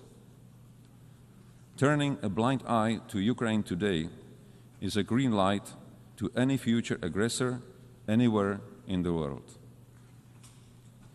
Disruptions of the status quo in the Taiwan Strait or elsewhere in the Indo-Pacific would further destabilize global security and trade. Geographical distance offers no protection.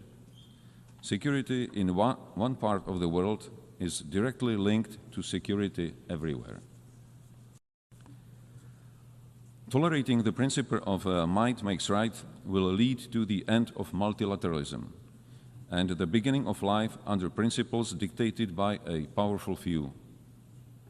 It would be a future with history deliberately rewritten, with lies promoted as facts, and with truth slowly disappearing from our discourse and memory. Just the opposite of what most of our nations fought for in the previous century. The heroism of Ukrainian people, their willingness to sacrifice for freedom, and global solidarity with Ukraine demonstrate that most of us still believe in universal values and in our responsibility to defend them. To achieve sustainable peace, we democratic allies from all over the world must act in unity and intensify our economic pressure on Russia. This is the only way to bring the aggressor to the negotiating table. Such peace, based on the existing international law, including territorial integrity and the right of self-determination, is in the interest of not only European countries, but of the whole international community. Any future peace agreement must send a clear message worldwide that aggressor must not be rewarded and borders cannot be changed by force. Ladies and gentlemen, the structure of the UN was based on the outcome of the World War II. Today, one of the UN Security Council permanent members is waging a ruthless war while obstructing any constructive solutions put forward. It is in light of these new geopolitical realities that we need a strong and effective UN system capable of responding to today's global challenges, from security threats and climate change to rapid evolution of new technologies. Otherwise, we risk sliding into a world that is more fragmented, more dangerous, and far less predictable.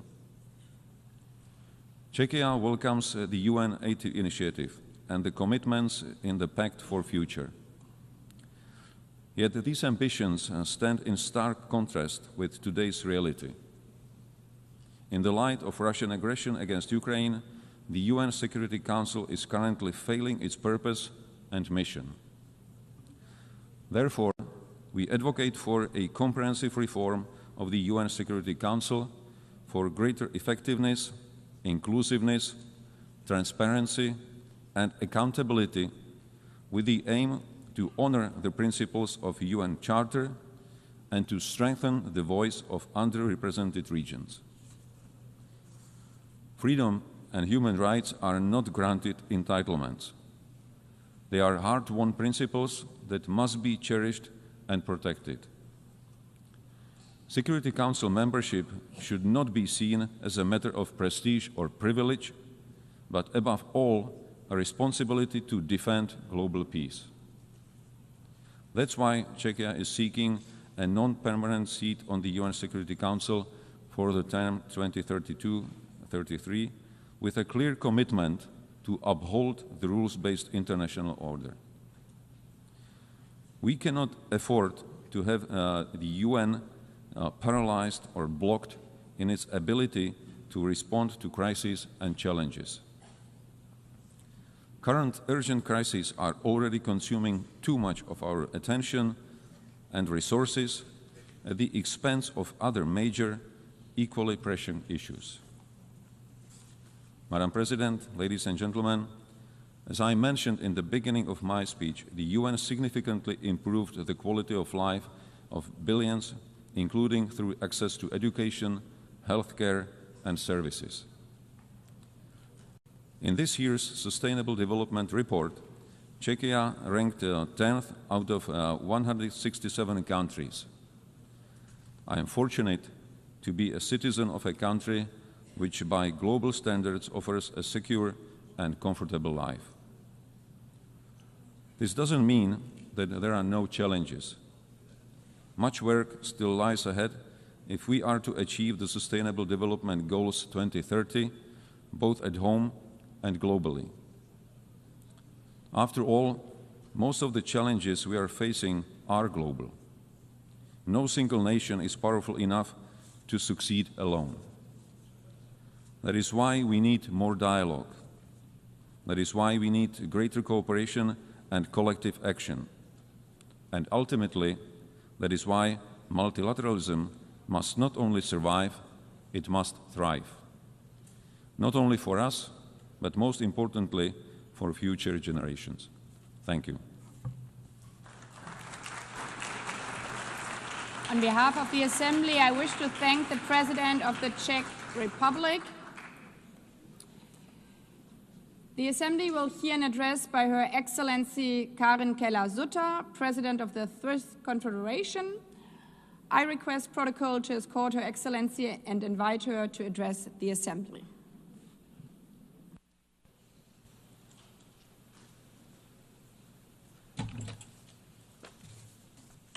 Madame la Présidente de Madam l'Assemblée President of the General Générale, Assembly, Excellences, Excellencies, Mesdames, ladies Messieurs, and gentlemen, il y a 80 ans, le monde 80 entre years dans ago, une nouvelle ère, the world entered a des temps new meilleurs. era, better Le times. 27 janvier On the 1945, 27th of January le camp de 1945, the concentration d'Auschwitz était Auschwitz libéré. concentration camp was Le 8 mai, liberated. la guerre On en the Europe 8th of prenait May fin. 1945, Et the le war in 25 Europe ended, juin, and on 25 50 June États adoptaient la Charte des Nations 1945, Unies à 50 San states Francisco. adopted the United Nations Charter Ils in étaient, San je cite, Francisco. résolus à And préserver I les quote from the charter, they were générations determined futures to du fléau de save la succeeding guerre qui, deux generations fois from en the scourge of l'espace d'une vie war, which humaine, twice in infligé our à lifetime has l'humanité brought d'indicibles untold sorrow souffrances. to Fin de mankind. citation.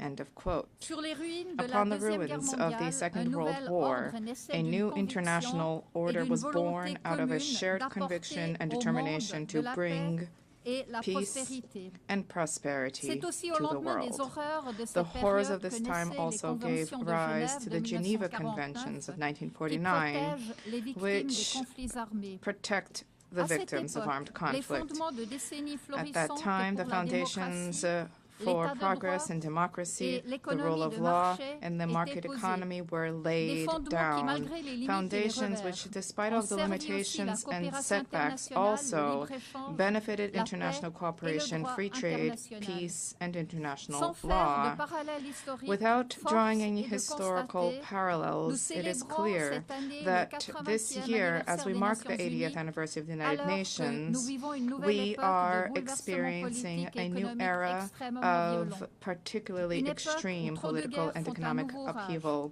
at et a où les time when, populations once subissent des again, too many souffrances wars intolérables. are raging Une with civilian époque où une paix juste populations et durable experiencing semble unbearable toujours hors de suffering, portée a au time in which a just Proche-Orient lasting et peace in the Middle en East Ukraine, and où Ukraine les still tendances seems autocratiques se beyond renforcent reach, en Europe and aussi. during which Une autocratic époque où tendencies le are gaining libre-échange ground, est mis à including in l'épreuve Europe, et où, a en time fin in de which compte, free trade le is droit being put to the international, test, y and compris la Charte des where Nations ultimately Unies, risque de international law, devenir including the lettre Charter morte. of the United Ce Nations, sont des risk bouleversements qui ne viennent becoming pas de nulle part. dead letter. Ils These sont le upheavals are résultat not coming out of d'évolutions qui nowhere. remontent They are the result parfois of loin developments et that, que in l'on a some cases, date rétrospectivement back trop a long longtemps time pris and which, in trop peu retrospect, au sérieux. we fail to take Il faut être seriously honnête. enough for Ce far sont too des long. évolutions pour We need to lesquelles be il n'y a pas honest de with réponse ourselves. These are facile, developments that ni have au no niveau simple international, solutions, ni au niveau neither at the national. international Et il nor ne at the suffit pas non national plus de levels, rappeler ici, nor is it pour enough la énième today fois to et reiterate seulement par des yet again, discours, les mérites merely in d'une certaine speeches, forme the d'État, merits of a de l'état particular de droit, form du of droit government, international, the du rule of law, libre-échange et du international law, free multilatéralisme. trade, and Non, si nous multilateralism. voulons relever No, les défis if auxquels we nous wish to sommes surmount the confrontés, challenges nous which we devons face, redoubler we have nos the duty to efforts. redouble Car our que valent efforts. tous les acquis de For la civilisation what is s'ils the ne contribuent pas the concrètement à benefit la of the liberté, achievements à la of sécurité civilization? What are et à they la worth if they do not prospérité, tangibly si contribute leurs to freedom, avantages ne security, deviennent and pas prosperity, tangibles pour les if they do populations not dans leur bring vie de tangible tous les benefits jours? for people in their Il y a deux day-to-day erreurs lives? que nous devons There are pas faire. two errors which we Premièrement, must not pointer make. du doigt Firstly, uniquement les autres pointing the États. finger only at Deuxièmement, others. laisser les Secondly, organisations leaving internationales international seules organizations avec le travail et alone faire comme to si elles work étaient alone distinctes and de nous. acting as if they were Mesdames, completely Messieurs, detached from us. nous devrions Ladies and commencer là où gentlemen, nous we need to pouvons dès begin maintenant where we garantir la can guarantee liberté et freedom contribuer à and la contribute to sécurité et à la security and prospérité. prosperity right Et c'est now. en général chez And nous, generally, this dans is notre at propre home, pays. within our own Entendons-nous countries. bien.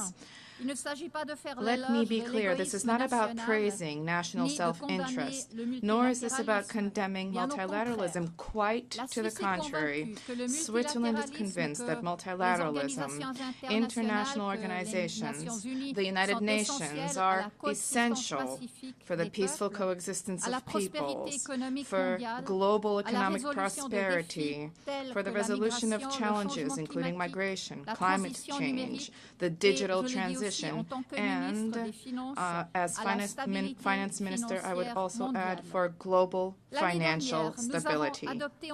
Last year, we together adopted the Pact for the Future, a robust commitment to multilateralism. An essential pillar of that pact is the 2030 Agenda for Sustainable Development.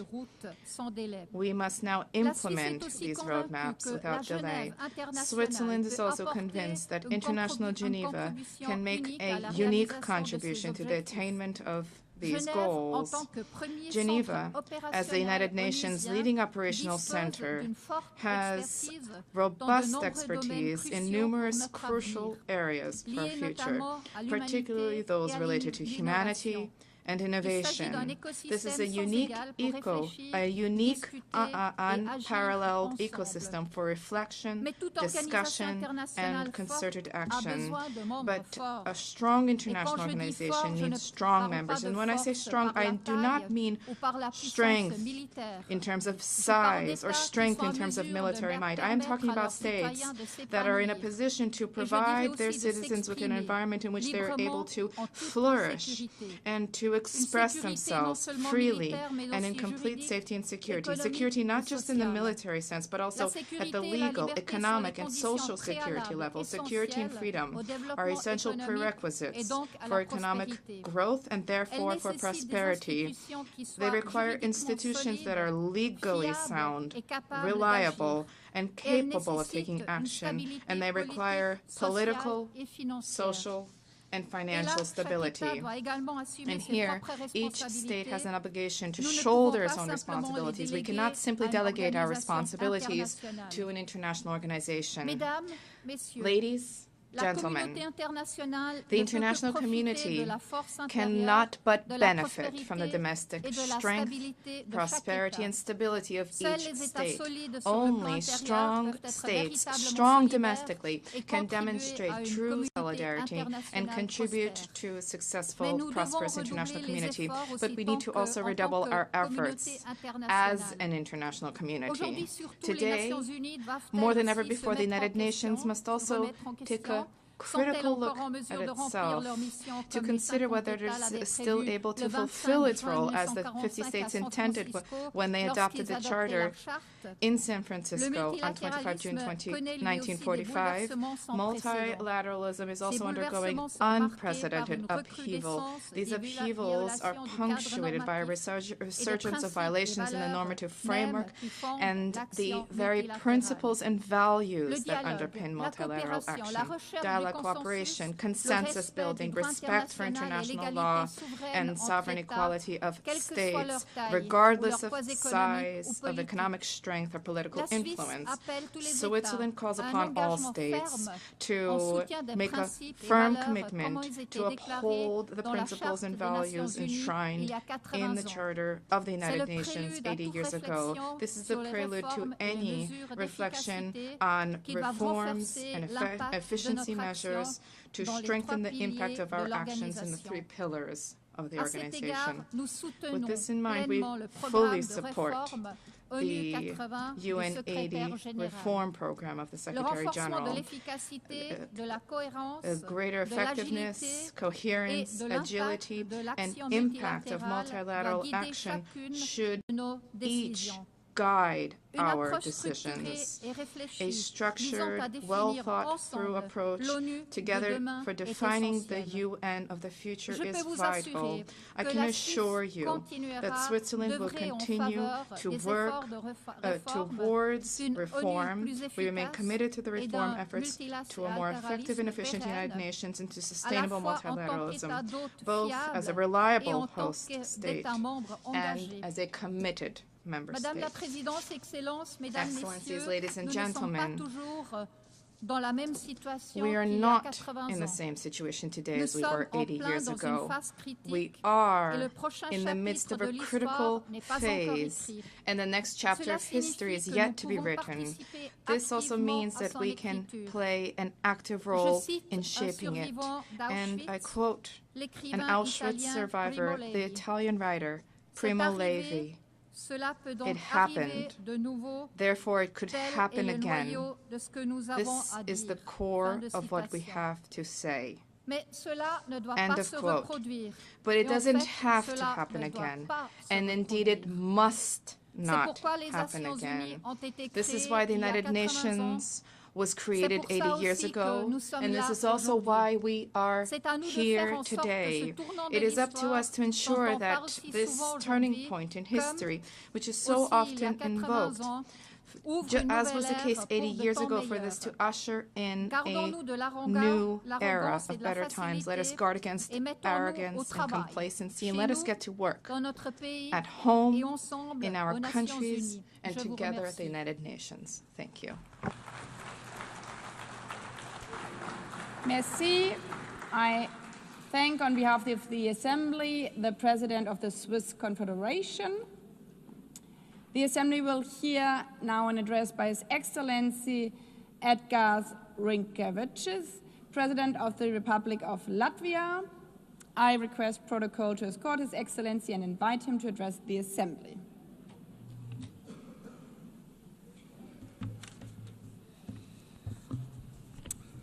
Madam President, Excellencies, distinguished delegates. First of all, allow me to congratulate Your Excellency, Madam Annalena Baerbock, on assuming the presidency of the General Assembly. You will have Latvia's full cooperation. Latvia believes that we are stronger together, stronger in advancing peace, fostering development, upholding human rights. Standing here on this world stage, I would like to congratulate us on the 80th anniversary of the United Nations. 80 years working together to build a better, more just and peaceful world. This task has never been easy, but it is our duty to persist with determination and give our very best. I want to express Latvia's gratitude for the overwhelming support for our candidacy for the United Nations Security Council.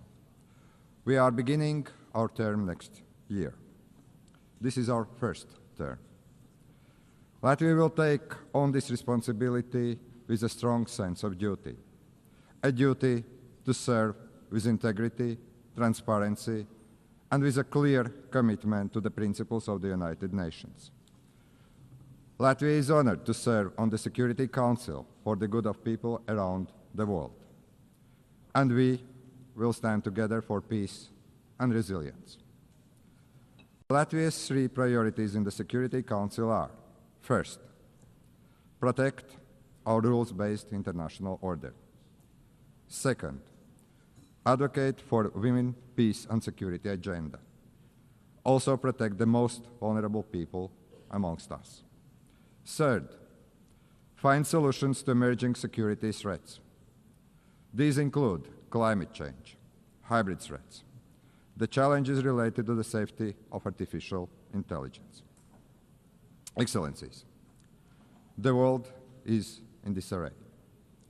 Before our eyes, we see blatant attempts to weaken or even to destroy the rules-based international order, the order that is rooted in the United Nations Charter. In effect, a new world order is emerging, and it is not a better one. There is an attempt to recreate the world where the might makes right. The permanent members of the Security Council undertook to maintain international peace and security, to prevent wars, to prevent devastation and loss of life. But it seems that one permanent member, Russia, doesn't want this. Russia wants a world where brute force prevails over international law. Russia does not want peace. Russia wants to get what it wants. And Russia is willing to inflict destruction and misery on others. Unfortunately, Russia has partners in crime, notably Iran and North Korea. Ukraine is fighting back, bravely, with all it has. Ukraine is facing an existential threat to its people, to its land, to its freedom.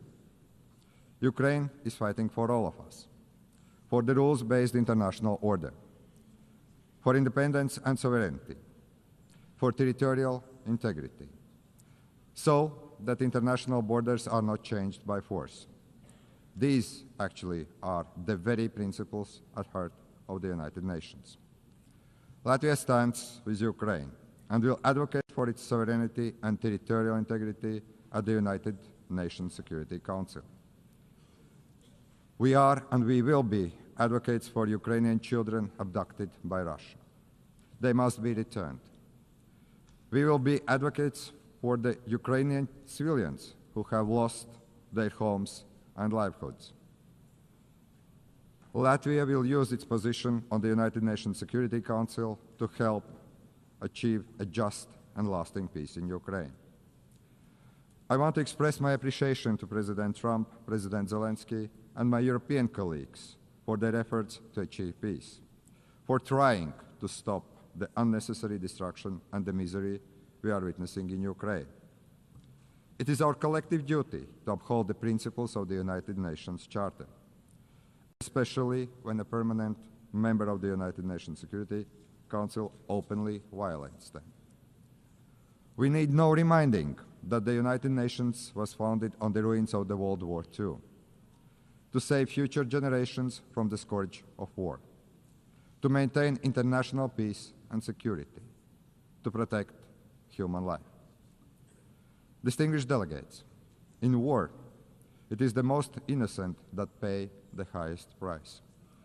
It is our duty to strengthen international cooperation to tackle the escalating crisis in Gaza.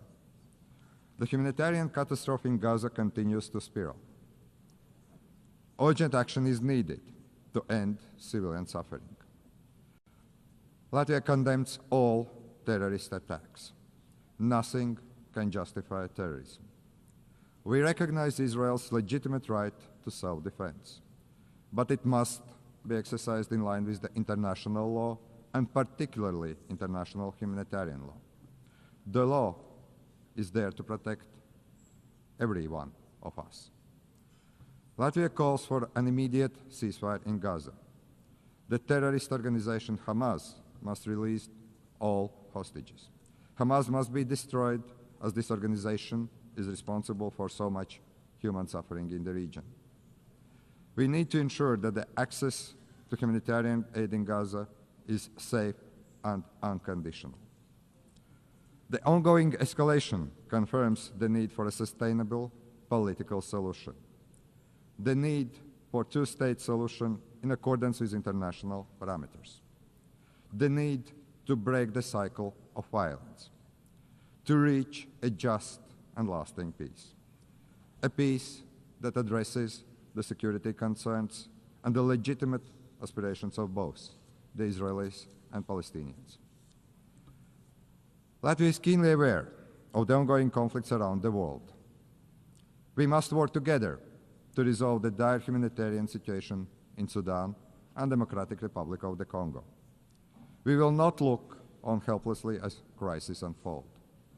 As a member of the Security Council, we will call on the international community to take collective action and to facilitate humanitarian aid, to try to end unnecessary human suffering. Distinguished delegates, we must do everything in our power to protect the most vulnerable people, especially women and children. Women and girls suffer disproportionately in times of war. We, the global community, have a responsibility to protect the rights of women and girls, to empower them, to ensure their voices are heard in peace processes. The first deportation of Ukrainian children to Russia is beyond disturbing. We call on the United Nations to do much more. We will do all we can to help bring these children home.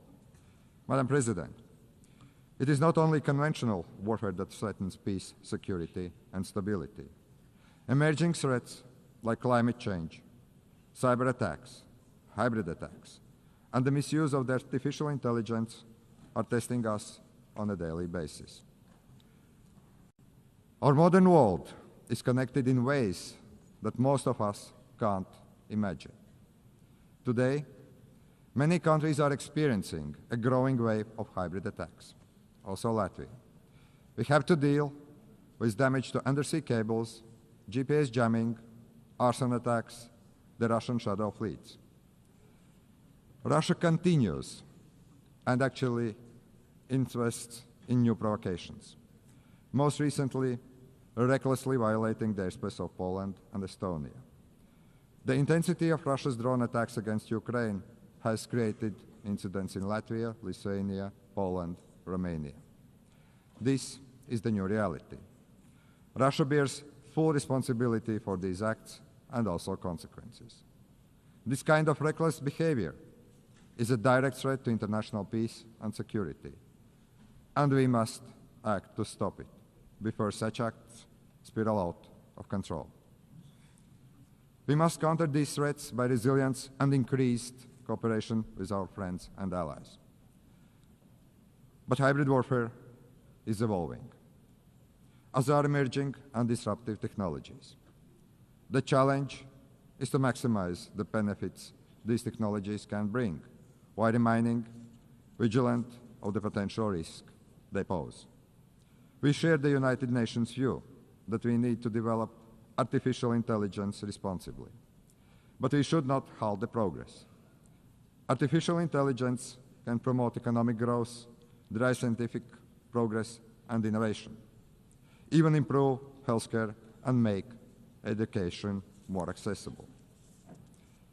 Artificial intelligence is already part of our daily lives. We must acknowledge this reality and work to make it safer and more beneficial for the people. The governments should not take years to create regulations. We should act swiftly and do it right. As a responsible United Nations member, a future UN Security Council member, Latvia is ready to work with our partners to address these issues. Ladies and gentlemen, the United Nations has stood the test of time for 80 years. It is the primary architect of international law and protector of rules-based international order. The United Nations is not perfect, but it is the best we have, the only truly global organization. As one of UN Secretary Generals, Dag Hammarskjöld, famously said, the United Nations was not created in order to bring us to heaven, but in order to save us from the hell.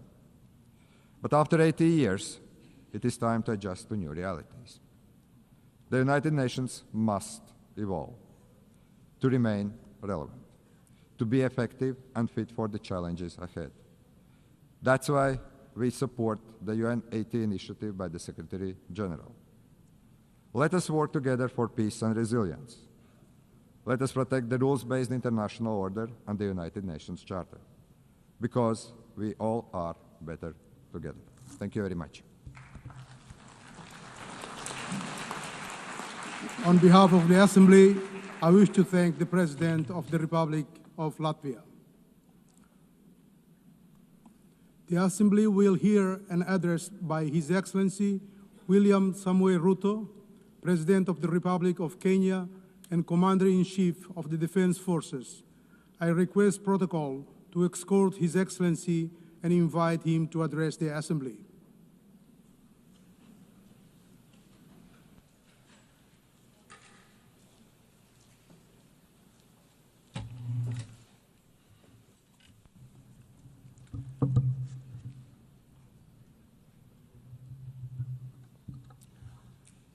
Madam President, the President of the 88th session of the UN General Assembly, Madam Annalena Baerbock, Secretary General of the United Nations, Antonio Guterres, Excellencies, Heads of State and Government, distinguished delegates, ladies and gentlemen. I congratulate you, Madam President, on your election to preside over the 80th session of the UN General Assembly. Madam President, you can count on Kenya's full support throughout your tenure as you steer the Assembly into the future. Ladies and gentlemen, 8 years ago, in the aftermath of the unprecedented global destruction and devastating war, the international community came together in hope. They created this organization, the United Nations, as a shield against the horrors of war, as a platform for dialogue, and as a bridge to a better, fairer, more secure global community. What is often forgotten or not mentioned today is that the United Nations grew out of the failure of the League of Nations that existed between 1919 and 1945. The League of Nations did not collapse for lack of good intentions or noble objectives. Formed at the end of the First World War and as part of the Treaty of Versailles, it was humanity's first attempt to build a permanent international organization to stop aggression and war and bring nations together. Its ambitions were to achieve collective global security, disarmament, peaceful dispute resolution, and cooperation on humanitarian and social issues.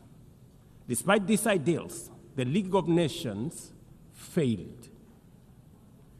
The United States never joined, other great powers came and went, and without enforcement authority, its condemnation carried little weight. When Japan invaded Manchuria, when Italy marched into Ethiopia, and when Hitler openly defied its rules, the League stood by, helpless and powerless. By the late 1930s, its credibility had collapsed, and with the outbreak of the World War II, it was rendered irrelevant. Madam President, this history is both a lesson and a warning. Institutions rarely fail because they lack vision or ideals. More often, they drift into irrelevance when they do not adapt, when they hesitate to act, and when they lose legitimacy. To remain relevant, institutions must be reimagined, must be reformed, renewed, and aligned with emerging realities. 8 decades ago, the founders of the UN sought to correct the failures of the League of Nations by creating a stronger, more inclusive organization anchored in the principles of, and I quote, "We the people of the United Nations, determined to save succeeding generations from the scourge of war," end of quote.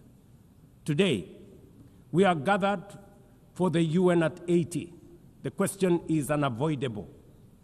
Is the United Nations relevant to the demands of our time? Can it continue to serve humanity in the face of current realities? Or has it become a relic of a bygone era? Madam President, Excellencies, we meet against a grim global backdrop. Conflict rages in Eastern Europe, the Middle East, the Sahel, the Horn of Africa, and beyond. Climate disasters grow fiercer by the day. Inequality deepens, pandemics loom, and technological disruptions outpaces governance. Instead of trust, mistrust is spreading. Instead of solidarity, fragmentation is taking root. In place of hope, anxiety fills our global community. We are living, to borrow from the words of the founders of this institution, not in larger freedom, but in growing uncertainty. At this moment of turbulence, when we most need a strong United Nations, the organization faces its deepest crisis in credibility and capacity. Funding cuts have paralyzed its operations. Bureaucracy has slowed its response. The Security Council remains frozen in the post-war structures of 1945, unable to act inclusively, with fairness, and with speed. Ladies and gentlemen, I can, however, state with absolute conviction that the United Nations has been one of humanity's greatest achievements. For 8 decades, it has held back the specter of global war, calmed conflicts from Cambodia to Liberia, and stood guard in some of the world's most dangerous places through the courage of its peacemakers and peacekeepers. Few institutions in humanity's history can claim such a legacy. The United Nations has stood at the front lines of humanitarian crisis, from famine relief in the Horn of Africa to emergency shelter for millions of Syrian and Ukrainian refugees. It was at the forefront in the eradication of smallpox, coordinated global responses to HIV and AIDS, Ebola, and COVID-19, and continues to champion universal vaccination. Its agencies have advanced women's rights, protected children, safeguarded refugees, and set global norms on everything from disarmament to climate action. The UN Sustainable Development Goals remain a shared blueprint for human progress. These are achievements no nation could have achieved alone, however rich, however great, or however powerful. And yet, every institution, no matter how noble its origins or impactful its legacy, must adapt to changing times or slide into irrelevance. Today, the United Nations stands at a crossroads of renewal on one hand or decay on another. Put differently, after 80 years, the rhymes of time are calling on us to reimagine the original promise that inspired the founding of the United Nations, and that is the quest for global peace, development, and human rights. But this call must now be answered in a global context that is profoundly different from the post-war era in which the UN was conceived then. We would be denying the cold, hard truth if we say that the United Nations is delivering as it should. On peace and security, its voice is too often drowned by the rivalries of great powers, while some nations simply ignore its resolutions and do as they please. Too often, the UN's blue helmet, once a symbol of moral authority, no longer commands the same respect. From the conflicts in Gaza to Ukraine, to the crisis in Sudan, DRC Congo, Somalia, and the Sahel, we see actors proceed undeterred by the United Nations calls. Excellencies, ladies and gentlemen, Kenya speaks from the experience of a nation deeply invested in multilateralism. For decades, we have placed our troops and police in harm's way for peacekeeping missions across Africa and beyond, from Somalia to Democratic Republic of Congo, from South Sudan to most recently in our neighborhood here in Haiti. Over the past 15 months, we are proud to have led the multinational security support mission in Haiti, not because it has been easy, but because solidarity is the essence of the United Nations. Madam President, the mandate of the MSS mission is coming to an end in a few days.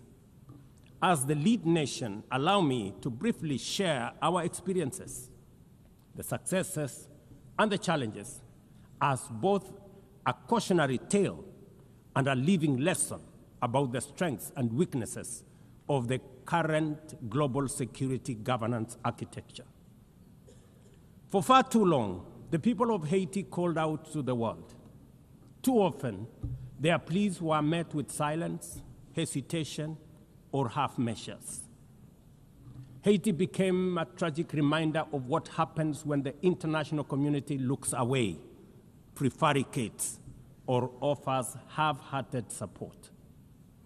When Kenya responded to the quest for the Haitian authorities, it was in the belief that we were joining a genuinely multinational effort.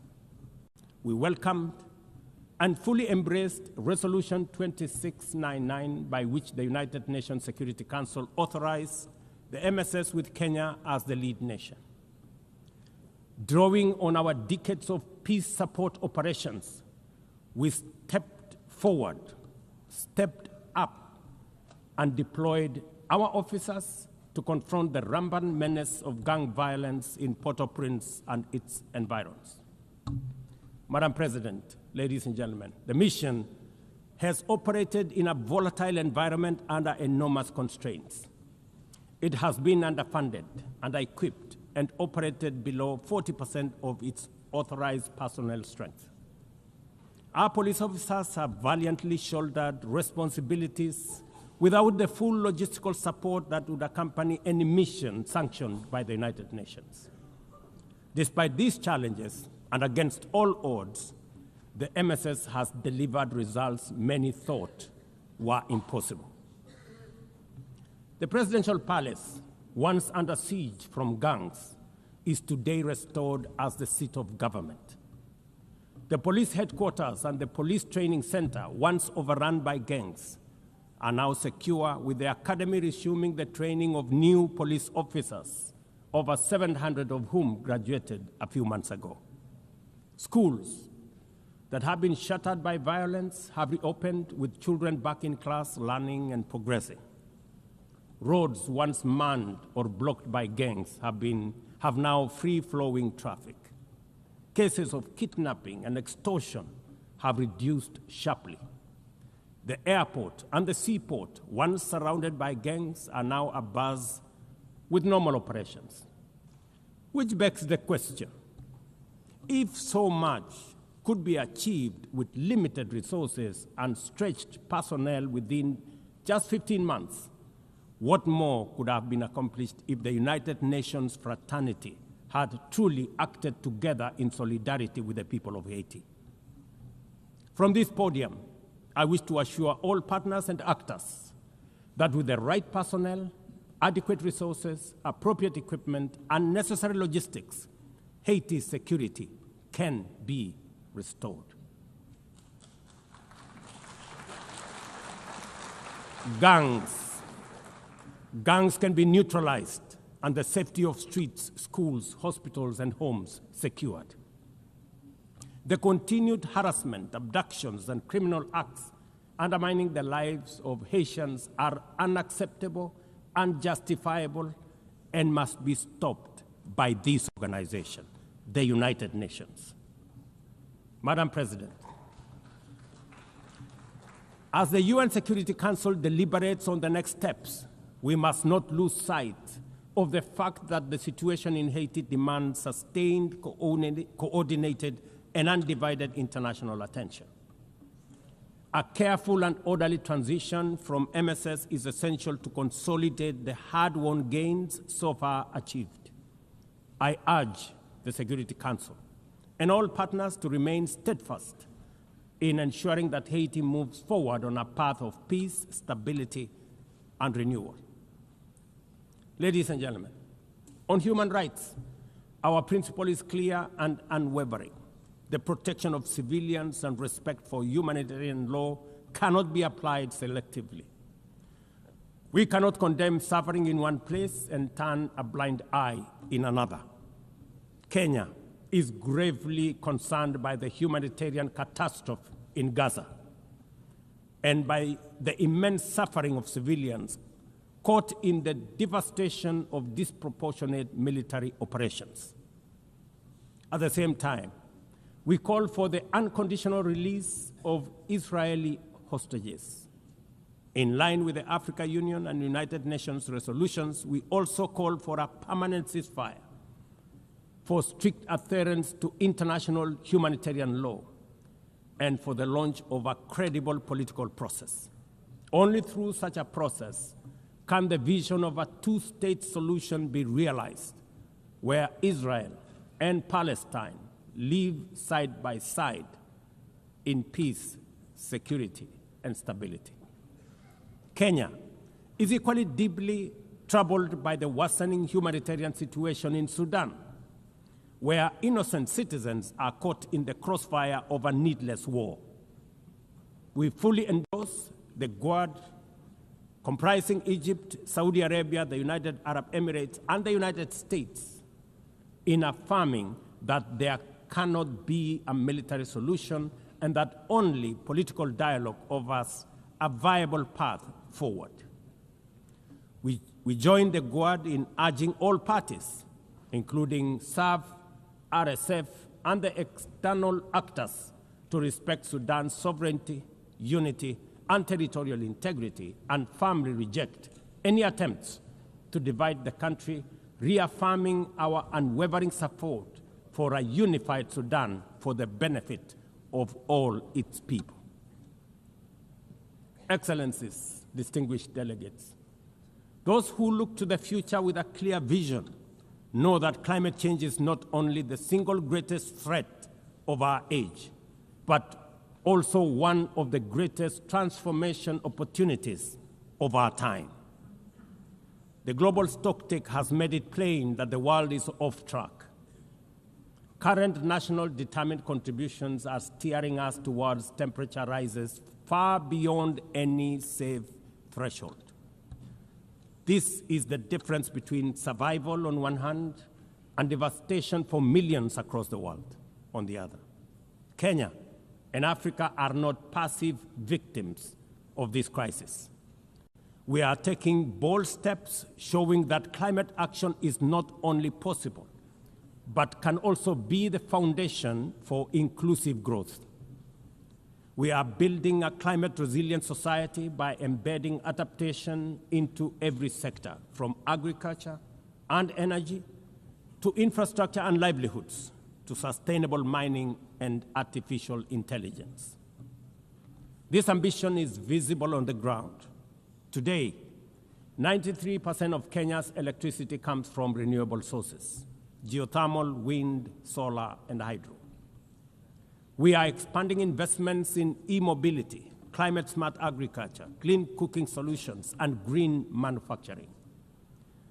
We are also pioneering nature-compatible solutions such as sustainable waste management and circular economy interventions. Africa, too, is uniting its voice. In 2023, in Nairobi, we hosted the inaugural Africa Climate Summit, where the continent adopted the Nairobi Declaration on Climate Action and Call to Action. Just 2 weeks ago, in Addis Ababa, Africa came together once more at the second Africa Climate Summit to reaffirm our commitment and strengthen our ambition for climate-positive growth. We declared Africa not just as a victim of the crisis, but as a source of solutions, with climate action driving economic growth, transformation, and job creation for our communities. Ambition, ladies and gentlemen, cannot stand on willpower alone. Implementing our new NDCs will require $56 billion. That is why we call on the global community to unlock the $300 billion agreed at Baku, and to accelerate negotiations towards the new $1.3 trillion goal under the Baku-Belém roadmap. Without affordable finance and without reform of the international financial architecture, the promise of climate action in Africa will remain constrained. Madam President, in the aftermath of World War II, the Bretton Woods institutions were created to stabilize the global economy and rebuild war-torn Europe. At that time, their design reflected the power and interest of the victorious nations, who were also their primary shareholders and beneficiaries. The IMF was tasked with upholding the gold standard exchange rate system, while the World Bank was established to finance Europe's reconstruction. Both have since evolved into development finance institutions, but their structures, decision-making, and governance remains dominated by wealthy nations. Today, the global context is vastly different. The global standard collapsed 5 decades ago, and Europe has long since been rebuilt. Yet, the governance of these institutions has not kept pace with needs of a multipolar world, especially the needs of poor and developing nations. The mismatch between shareholders and stakeholders has become starkly visible. For instance, during the IMF's recent allocation of special drawing rights, 64% went to wealthy nations. Just imagine, 64%. With little need for liquidity support. They didn't need the money anyway, but they got 64%. While the poorer countries received just 2.4%. What a disconnect. The imbalance highlights how the very institutions meant to safeguard global finance stability often perpetuate inequality and instability. I have argued, and I say it again, that the current global financial architecture punishes poor countries with high interest rates and enormous conditionalities while rewarding rich nations with lower interest rates and softer lending rates. Its rules, priorities, and allocation mechanisms consistently favor those already prosperous, while trapping vulnerable economies in cycles of debt, high borrowing costs, and inadequate access to emergency support and concessional funding. It is imperative to transform these institutions into genuinely independent, apolitical global bodies that their operations are aligned with their global mandate. Such a shift would democratize decision-making, restore credibility, and allow the IMF and the World Bank to serve all countries fairly rather than reinforcing old hierarchies. But Africa is not merely waiting for external prescriptions. We are taking bold and deliberate steps to strengthen our financial independence, safeguard our stability, and accelerate our development. Kenya, for instance, fully endorses the establishment of the Alliance of African Multilateral Financial Institutions, launched with the Africa Union in February 2024. This alliance brings together our homegrown banks, Afrexim Bank, the Africa Finance Corporation, the Trade and Development Bank, Shelter Africa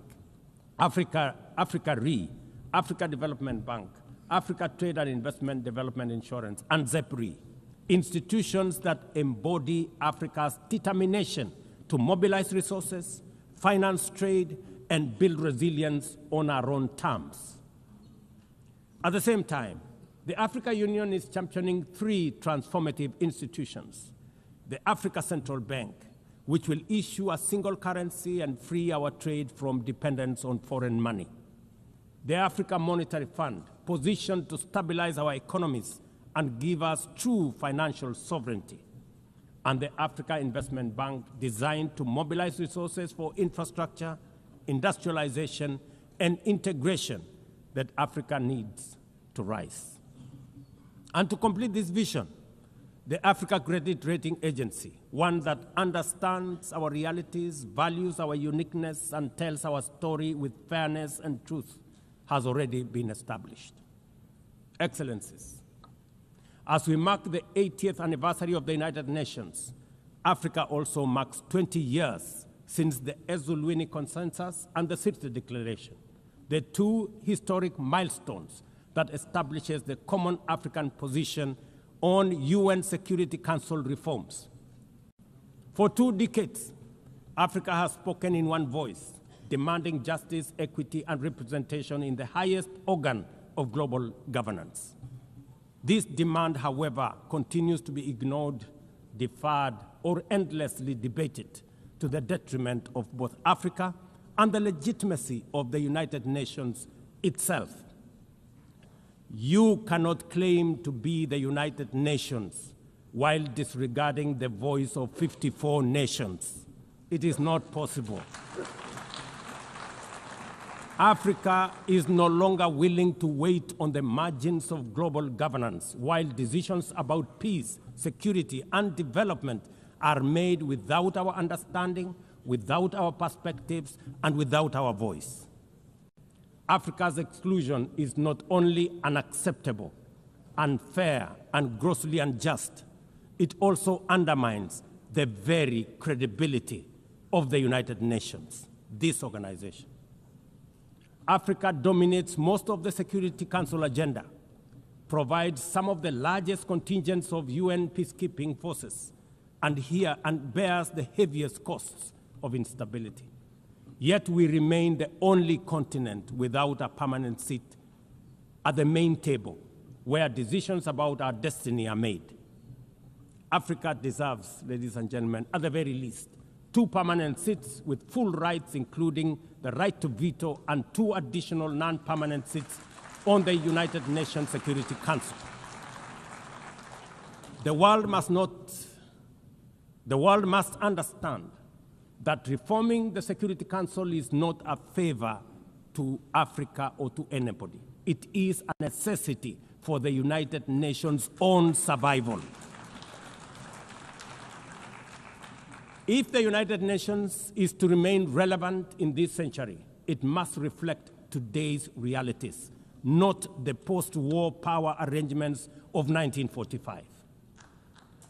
Madam President, despite the stated and evident weaknesses of the United Nations, it still remains humanity's best chance at global solidarity.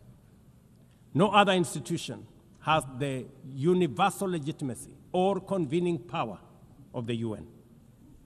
From coordinating humanitarian relief in times of war and disaster, to mobilizing the global response to COVID-19, to driving consensus on climate change through the Paris Agreement, the UN has consistently shown that the world can achieve together what no nation can accomplish on its own, however mighty or great or powerful.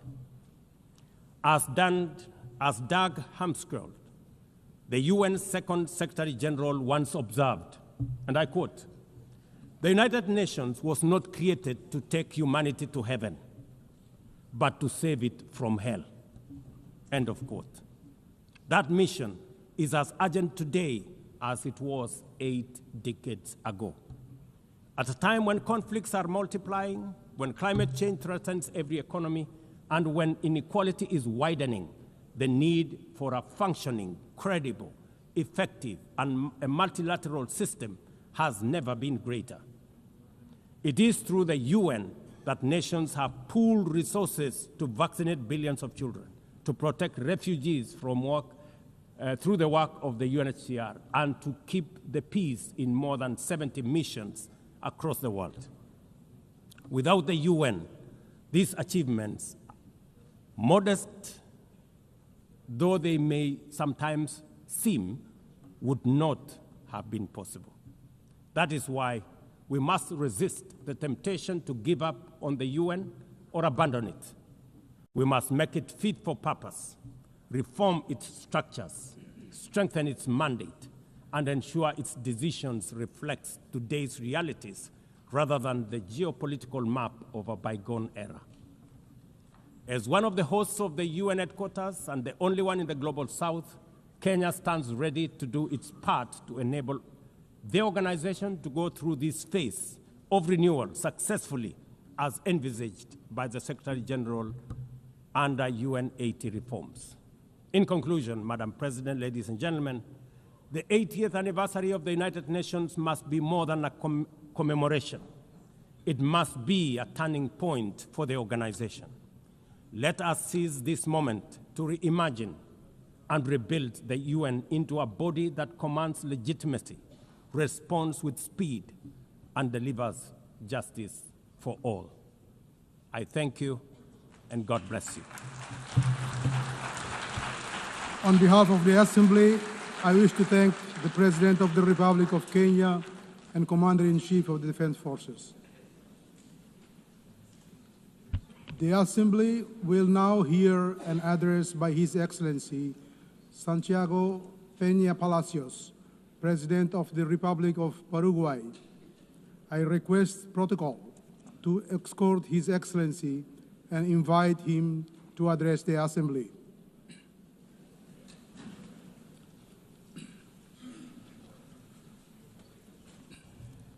Señora Presidenta de la Asamblea Madam General, President of the General Assembly, distinguidos jefes de Estado y de distinguished Gobierno, heads of state and estimados government, ministros de Relaciones Exteriores, distinguished damas y ministers caballeros. of foreign affairs, ladies and Esta es gentlemen. mi tercera This intervención is en la my Asamblea third General address de las to Naciones the United Unidas. Nations General Es Assembly. sin duda un It enorme is without privilegio y doubt an honor immense representar al privilege and an Paraguay honor to represent en este magno Paraguay in un this país que magnificent quizás forum, geográficamente a country parece which pequeño, may look small pero on the es un map, gigante en but su espíritu is a y sus giant in potencialidades. its spirit and potential. Por ello, al volar hasta Nueva York desde lejos, As I flew pensé en into New empezar York este from afar, discurso I was thinking that I expresando la might alegría begin que my siento por speech by tener la sharing the oportunidad joy that de I feel contarles at having the las grandes opportunity cosas que to esperan tell al you Paraguay. about the great things that lie Sin ahead for embargo, Paraguay. los sucesos However, the acaecidos events en los of últimos recent meses y days días and hacen que esto months sea make simplemente this simply imposible. impossible.